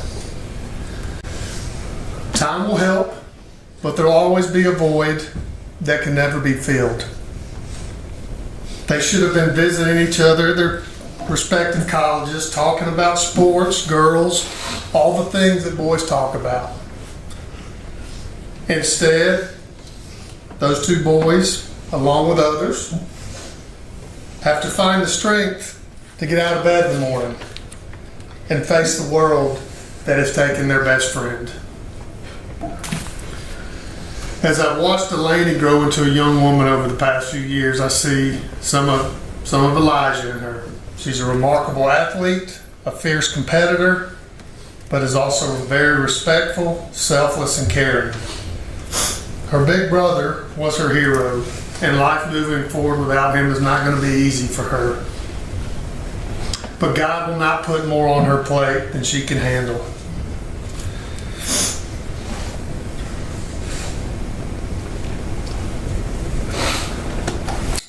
You always have two big brothers in that cul-de-sac. And you'll always have Elijah in your heart looking down and protecting you. The DeWitt family has endured unspeakable pain. But through their faith, they have been able to work through it. Things like this test one's faith, and the DeWitts have not wavered. The DeWitt's courage through all of this has been a beacon for the rest of our community. The coming days, months, years will present many challenges for the DeWitt family and the Jefferson community. But together, and with Elijah's light shining down on us, we will endure. Thank you, Your Honor. Thank you, sir. That we all witnesses from the same have on reserve. Again, I appreciate all those fine people coming down and sharing their feelings with me. Which did you have something that you wish to present as to Mr. Richardson? Yes, Your Honor. We have three people who want to speak. Yes. First would be Damon Richardson, Mr. Chandler Richardson's dad. Please.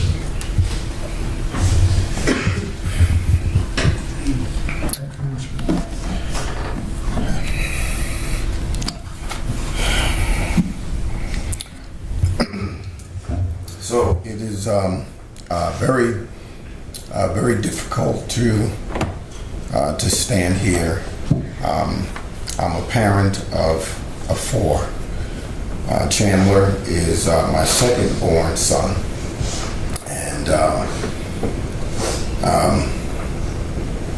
I can't imagine the pain that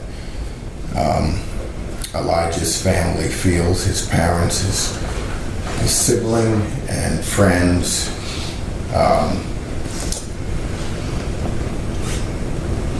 Our heart is rented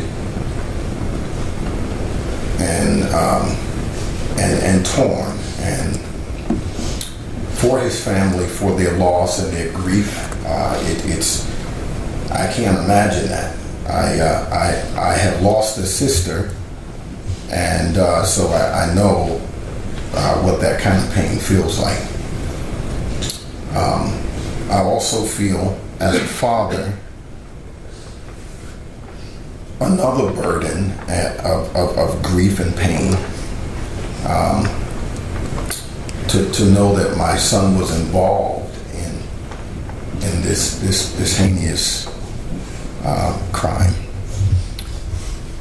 and none of that prevents me as a father from loving my son and from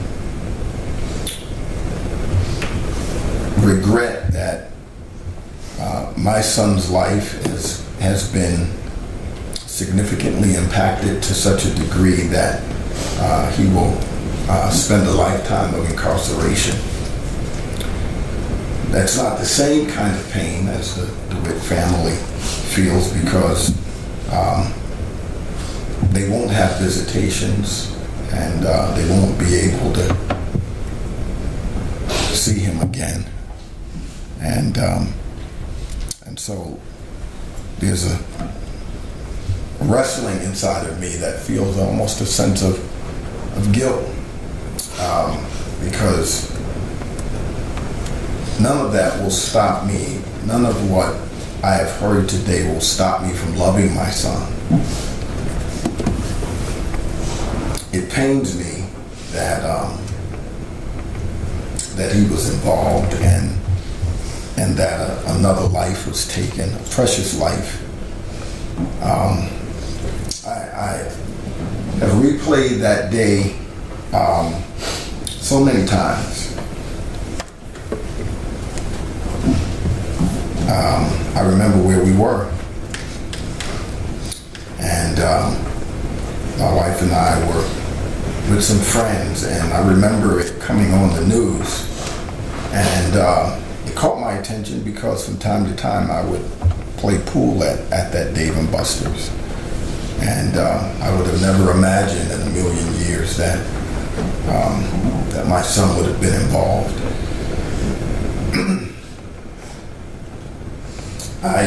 The only thing that I can do here is offer sincere regret and apology for his family, and then as a father in the position that I'm in, this is my son, to ask for the court's mercy, not because he deserves it, but because he's young, and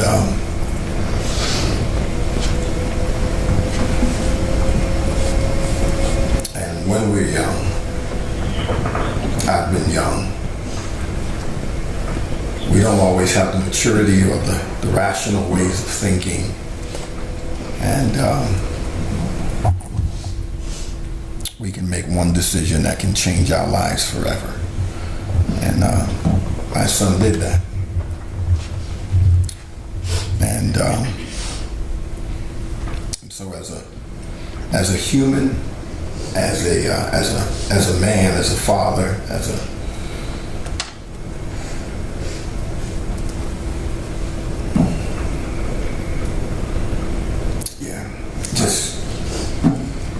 just torn with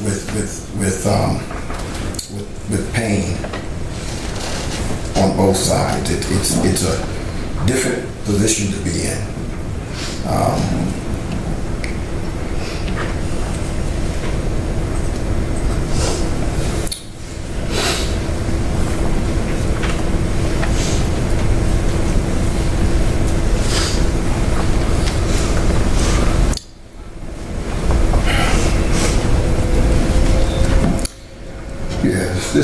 This is probably the most difficult day in my life, and again, I just really can't imagine the pain that his parents and family and friends feel. I am incredibly empathetic, and I do feel that pain. I have paid attention to and have looked at Elijah's life, and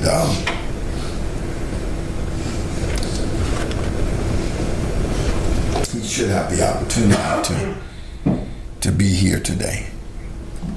It is unfair when a life is taken unjustly,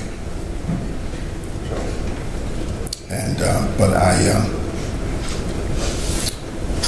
do believe that my son will take responsibility, and that he will pay his debt to society. I just stand here also as a father pleading that the court would be merciful to him and consider the possibility of parole, so that after he pays that debt to society, that he would have an opportunity to possibly come home.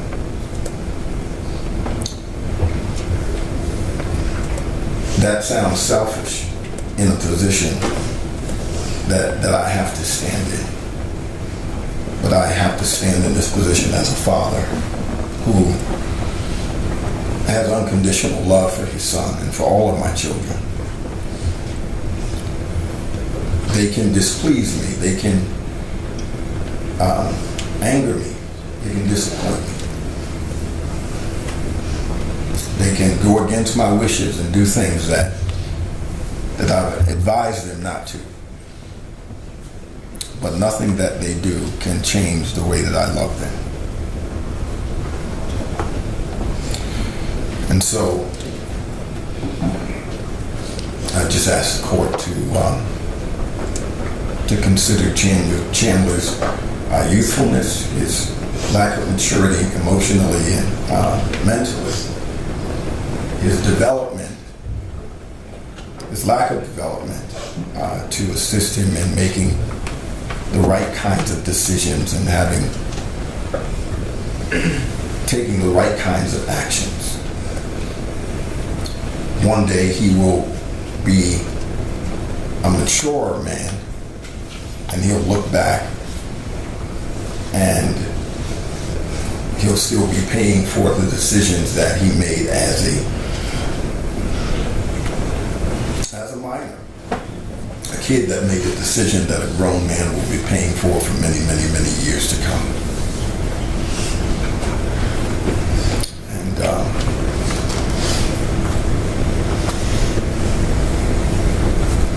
yeah, that's it. Thank you, sir. Chandler Richardson, Chandler Richardson's brother, Your Honor.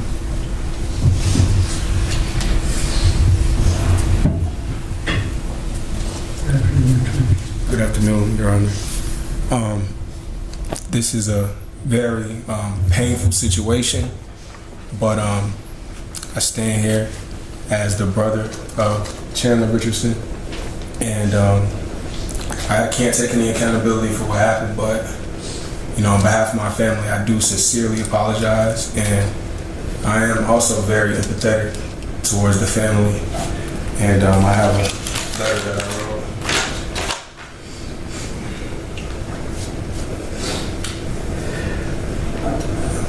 I can only offer my condolences, and I understand that the situation is severe, but I do not believe that Chandler Richardson deserves to be an example of what happens in our urban communities.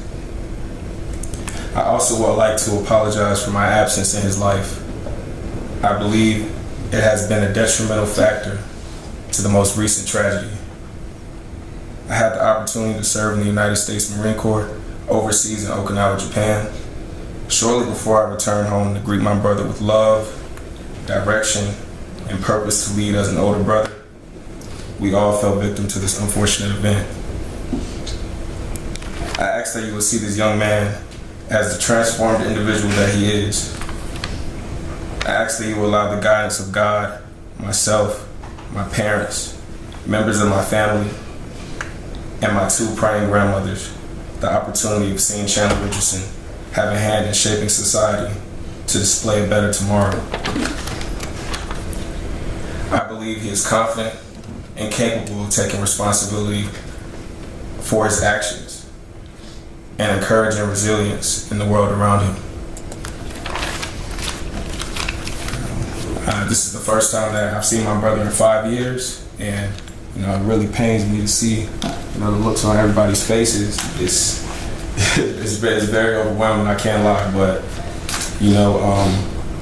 the situation still stands, and I ask for your grace and compassion today, because I know I haven't lost my brother, I haven't lost a sibling, I haven't lost a son, I don't have any children, but it feels like I'm losing a brother today, and youth is a very powerful thing that you only get one time, and I ask that everyone would have mercy because, as Mr. Richardson said, he may not deserve it, but I too would love to see a son come home. And, I do really apologize that, Mr. DeWitt cannot come home.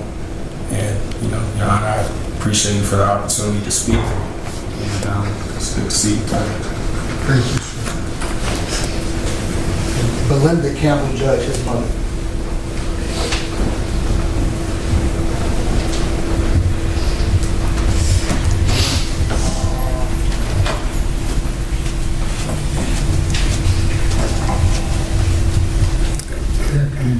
Good evening, everyone. Thank you for this opportunity, Judge. I wasn't prepared to speak. I didn't know I was going to be asked, and I didn't have anything prepared.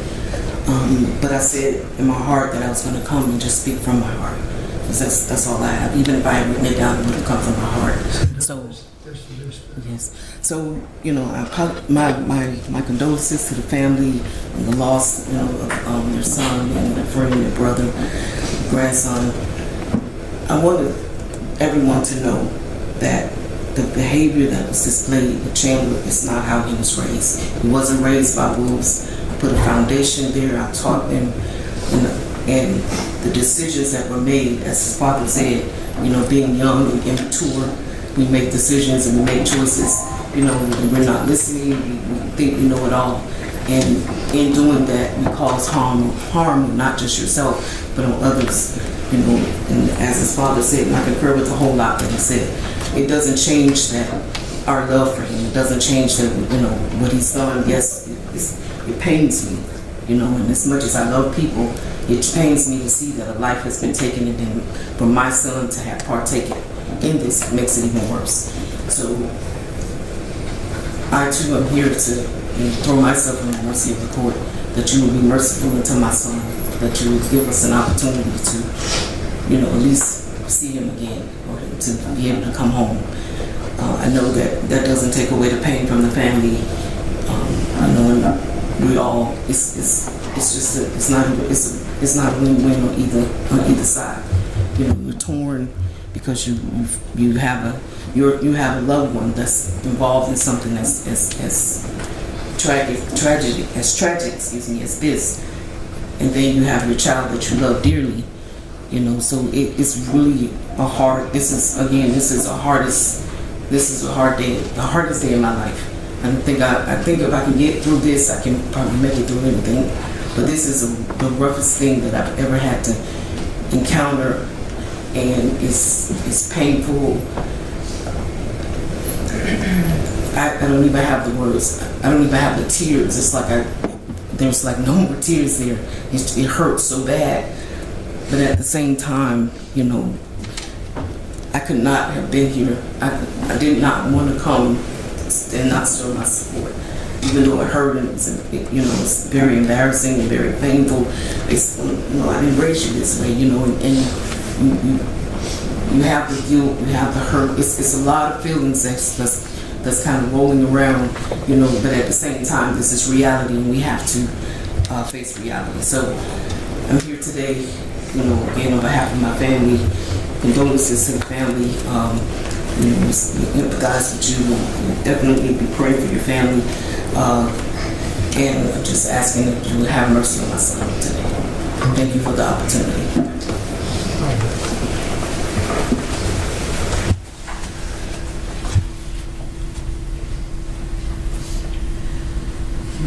Mr. Bryan, is there any evidence you wish to present? No, Your Honor. Okay. Before I sentence these two young men, I want to give each of them an opportunity to address the court. I'll start with Mr. Richardson, if he wishes to speak.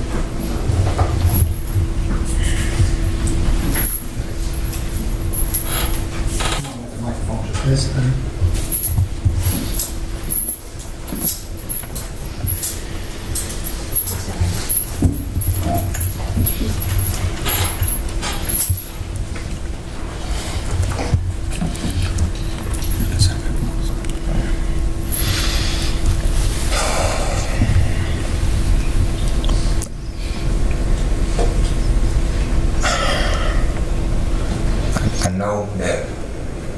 might say up here today is not gonna change anything that I took part in. It's not gonna bring anybody back. And it's tragic, and I'm really lost for words. And I apologize to the family. I wanna just give my condolences and just ask for the mercy from you, Judge. Just at least give me the chance to see home, see outside the cage. That's all I can say. I'm sorry. If I could say something briefly, Judge. Yes, sir. I've already accepted his guilty plea. Yes, sir. That's freely and voluntarily entered, and there's a factual basis for the plea. Yes, sir. And I'm hearing from everybody, yes, because I have to decide what sentence to get. Yes, sir. And of course, I'm very anxious to hear your arguments as to why I should do certain things. Yes, Judge. Judge, I've had the opportunity to visit with Chandler a lot while he was in custody. And we talk frequently, and I share with him some of my faith. He asked me, we just talk casually, why do you do the job you do? It's not an easy job being a criminal defense attorney. It's not an easy job sitting in a courtroom defending somebody who's done something that's caused somebody so much pain. I'm a father too. Marley, Michael Jr., and Maverick.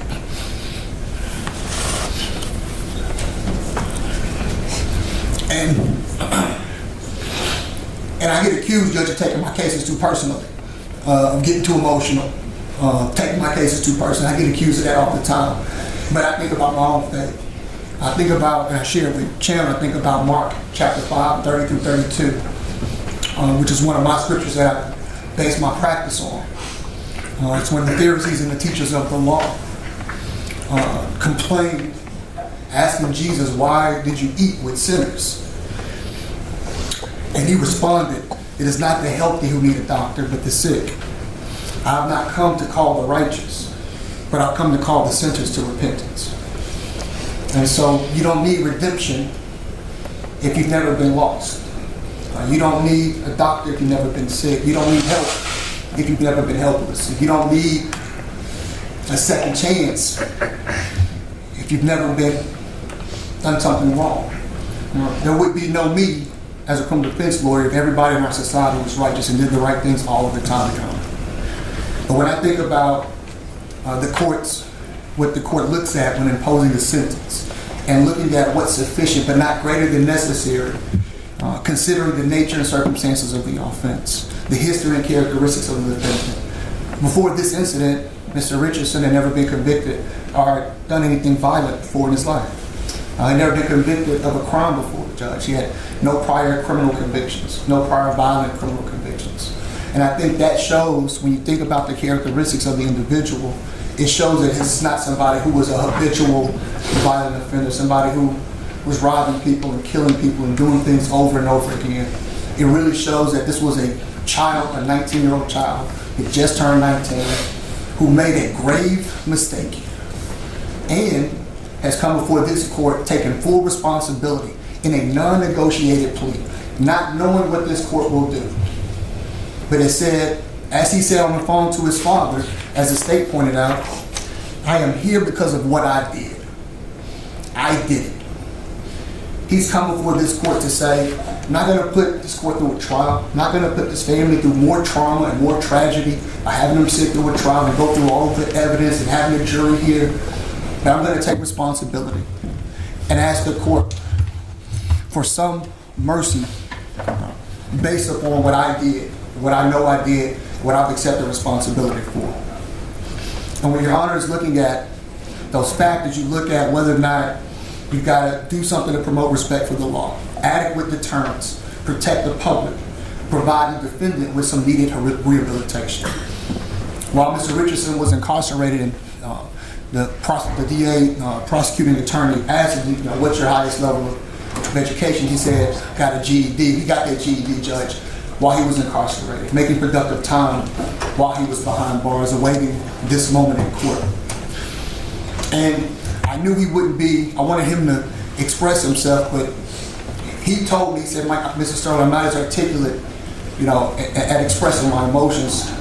And I said to him, I said, but your actions will speak loudly for you. If you take responsibility, if you do the right thing, and say, I did it, I was wrong, and I'm asking the court for some mercy, I think those actions speak loud, Judge. And that's what he's done here today. And he's told me that he's going to have to live with the pain of the life he took. This is a tragedy, Judge. Make no mistake about it. I am not a monster. Regardless of what people may think, I'm not a monster. I'm a father, I'm a son, and I understand the pain this family has gone through.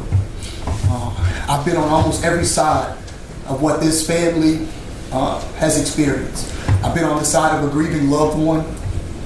I've sat with a mother who lost her child. I've been a prosecutor prosecuting cases where people lost their children. And now I'm on the side of the accused.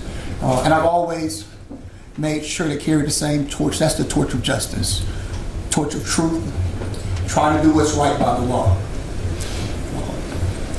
Chandler's told me that he's going to wake up every day with the pain, the remorse, the regret, knowing that his sorry will never be sufficient enough, knowing that his apologies will never be adequate enough, and knowing that he's going to have to work every single day to try to find some redemption.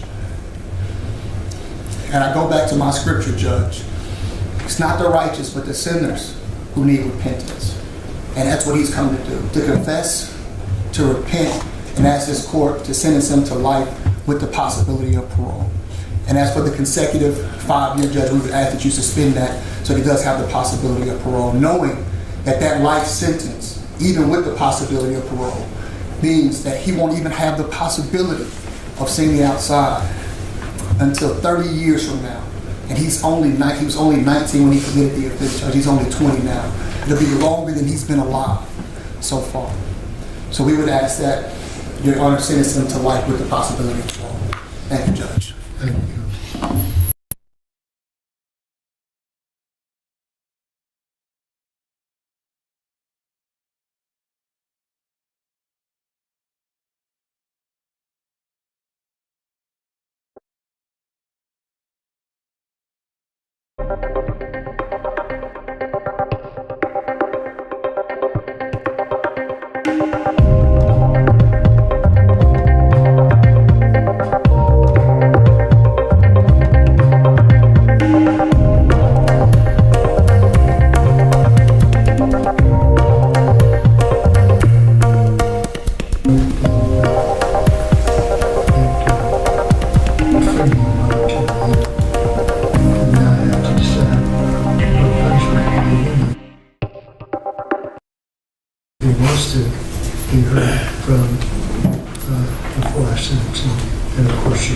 Understood, Judge. I did believe he would like to speak to it. I was sorry in advance if this doesn't really sound all fluid. I wasn't really prepared to make a speech, but I decided to, say something in advance anyways. But I just want to say I know that I had took something that I'll never ever be able to give back, and it's unfortunate that I caused these pains and this sufferings, and I created this image of myself as a monster, as a villain, of a person of unrighteous ways, and I just want to say that's not who I am. That's not how I was raised, and I just ask that with time and growth that the family and everybody in this courtroom will one day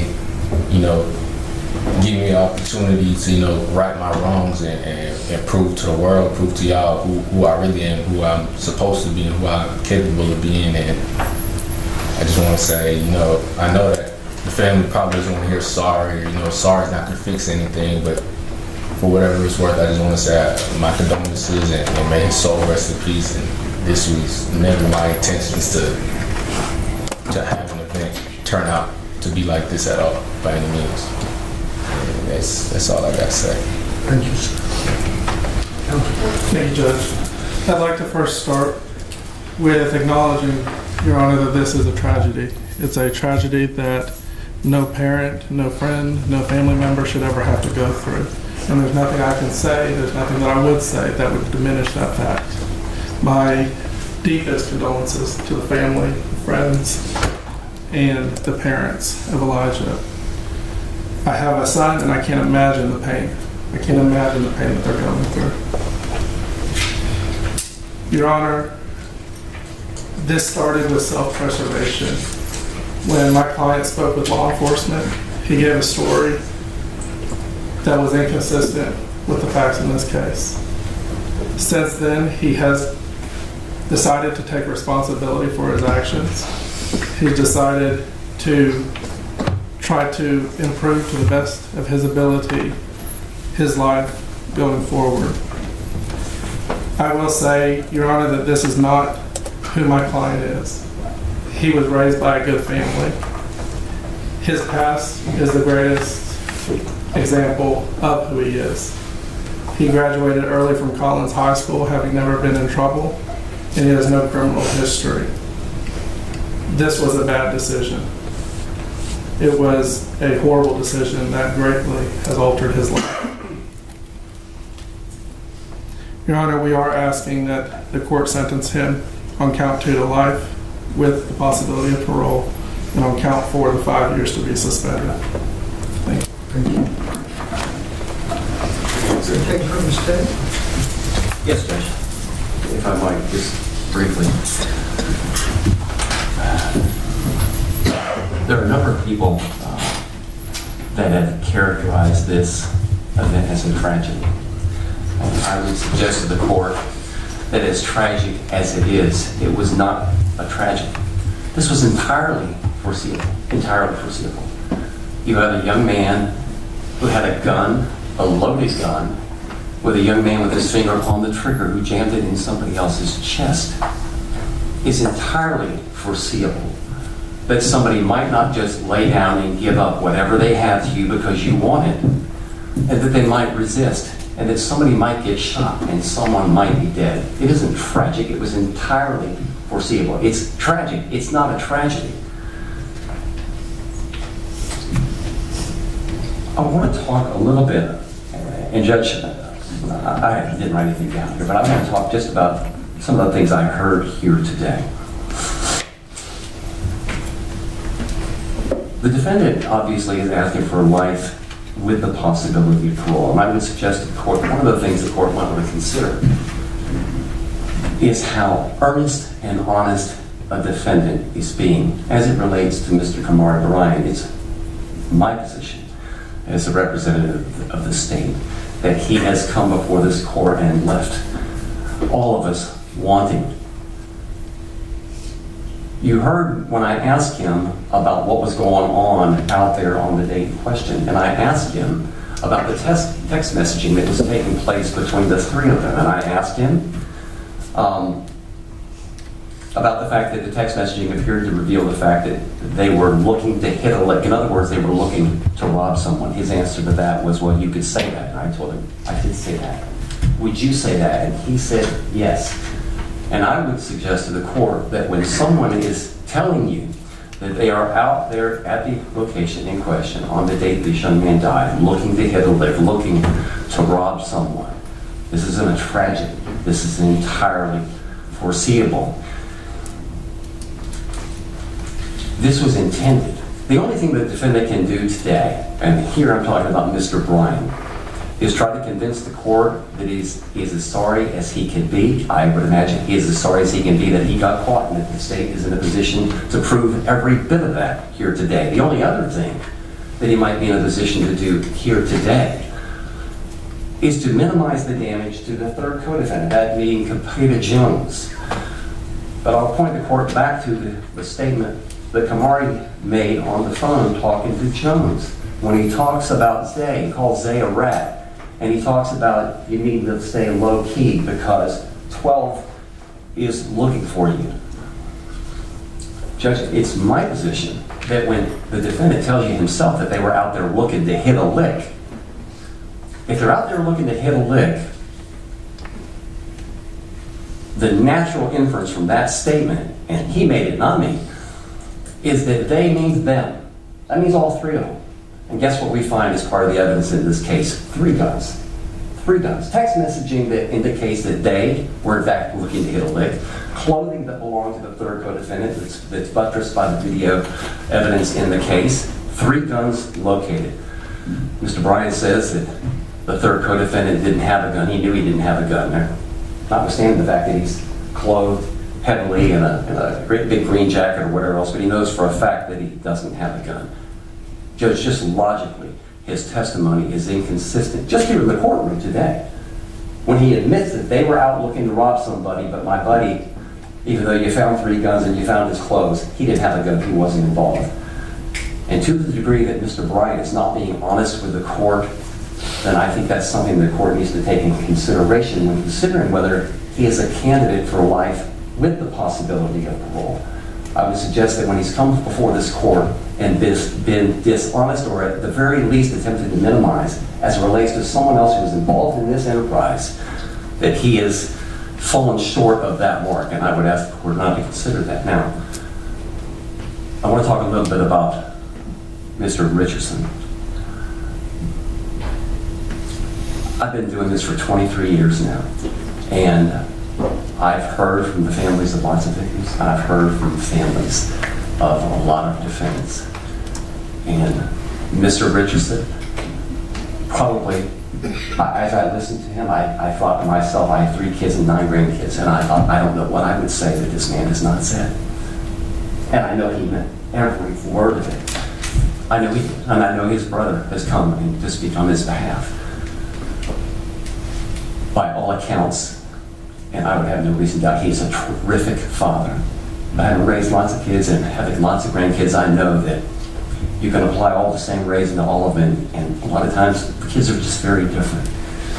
This isn't about, as tragic as it is for the family of Elijah, this is about what happened that day, and it's about what these 2 individuals did that day. Certainly it's about, to some degree, how it's affected everyone and how it may continue to affect them, but at its core, it's about what they did.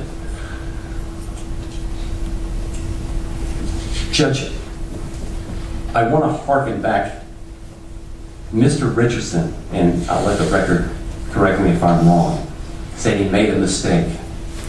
I want to go back to something I talked about in the factual basis. You know, Mr. Bryan talked about the fact that they're trolling somebody. And I don't know what that really is supposed to mean, except that maybe it's to mean, well, we've already ripped them off with some dope, and maybe if I just brandish this gun and stick it in his chest, that he'll give up whatever it is that we decide to ask for. I don't know. But when Mr. Richardson says that this is a mistake, and the evidence shows him on the backside of a car, going from the backside of a car, past that car, through the parking lot, to the front of a Tesla, where Elijah DeWitt is laying down and dying, and runs up and attempts to anchor him again by shooting again. That's not an accident, Judge. Sometimes folks tell you exactly who they are, and Mr. Richardson did that today. It's the state's position that both of them, by through their actions and their testimony here today, disqualify themselves from the possibility of life with the possibility of parole, and we would ask the court to deny both of them that. Is there anything else? No. Let me say this to everybody that's here. One of the hardest things that a judge does is consider a sentence like this. I'm going to ask that, regardless of what sentence I give to these 2 young men, that there be no demonstrations, that you treat the matter with some respect, and if you have some feelings that you might not can take the sentence that I give without demonstrations, I'd ask that you leave now. Certainly can criticize what I do if you wish after you leave the courthouse, but I would really request that you not show an emotional response to what I do today while you're here. One of the things that I have to do as a judge is I have to consider and deciding between life without parole and life with parole is the aggravating and mitigating circumstances that are presented. And I have heard things in aggravation and I have heard things in mitigation today, and I have to weigh those. And I don't even pretend to have the wisdom that allows me to necessarily make the right decision, but it is my duty to decide. On the one hand, this is, and I agree with you, a tragic case, maybe not a tragedy, but certainly a tragic case. And having lost a son myself, not in the horrible way that these very nice people have lost their son, I understand the pain of losing a child. We, as parents, are supposed to outlive our children. And there's nothing more painful in the world than to not have a child, to have lost a child. So I do completely understand how, not completely, because again, I didn't lose a child in the awful way that these people have. I also understand that there are certain things that are mitigating that have been presented today that I, as a judge, must consider. One of them is the fact that these two people are young men, only 19 at the time that this crime was committed. I also need to consider the fact that they have no felony convictions. It's the first time they've ever been in trouble with the law.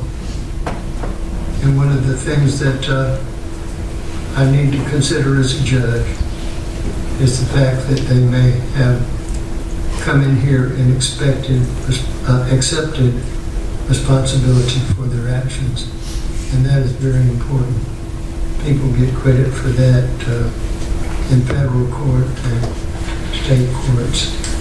And we find that people that accept responsibility for their actions tend to also people that are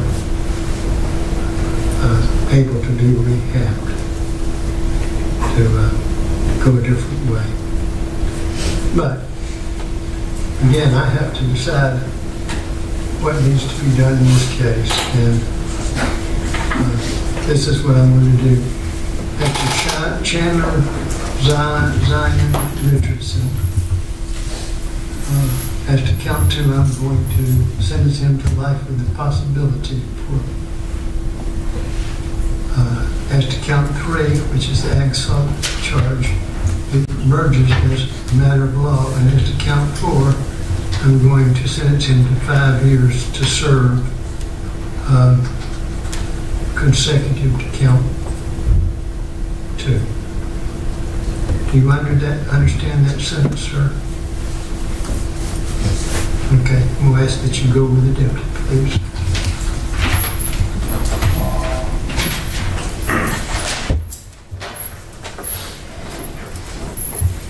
Mr. Kamare Bryan, the court is going to sentence him to life without the possibility of parole. He's the actual shooter in the case, and that is to count 2. And I'm going to allow count 3, well, I have to allow count 3, aggravated assault charge to merge into count 2. And as to count 4, I'm going to sentence him to 5 years to serve consecutive to count 2. Do you understand that sentence, sir? Right, we'll go with the deputy, please. Is there anything else before I conclude this matter? Nothing. Show your honor. I appreciate the good presentation. And I appreciate everybody that came here today to express your feelings, and I hope that some of you will think what I did was in a just way. And that concludes this matter. You're free to go if you wish.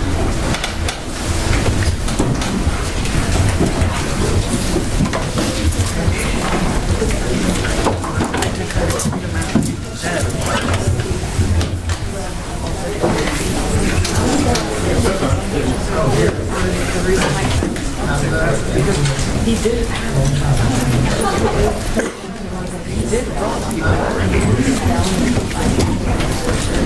So I don't know why I didn't come up.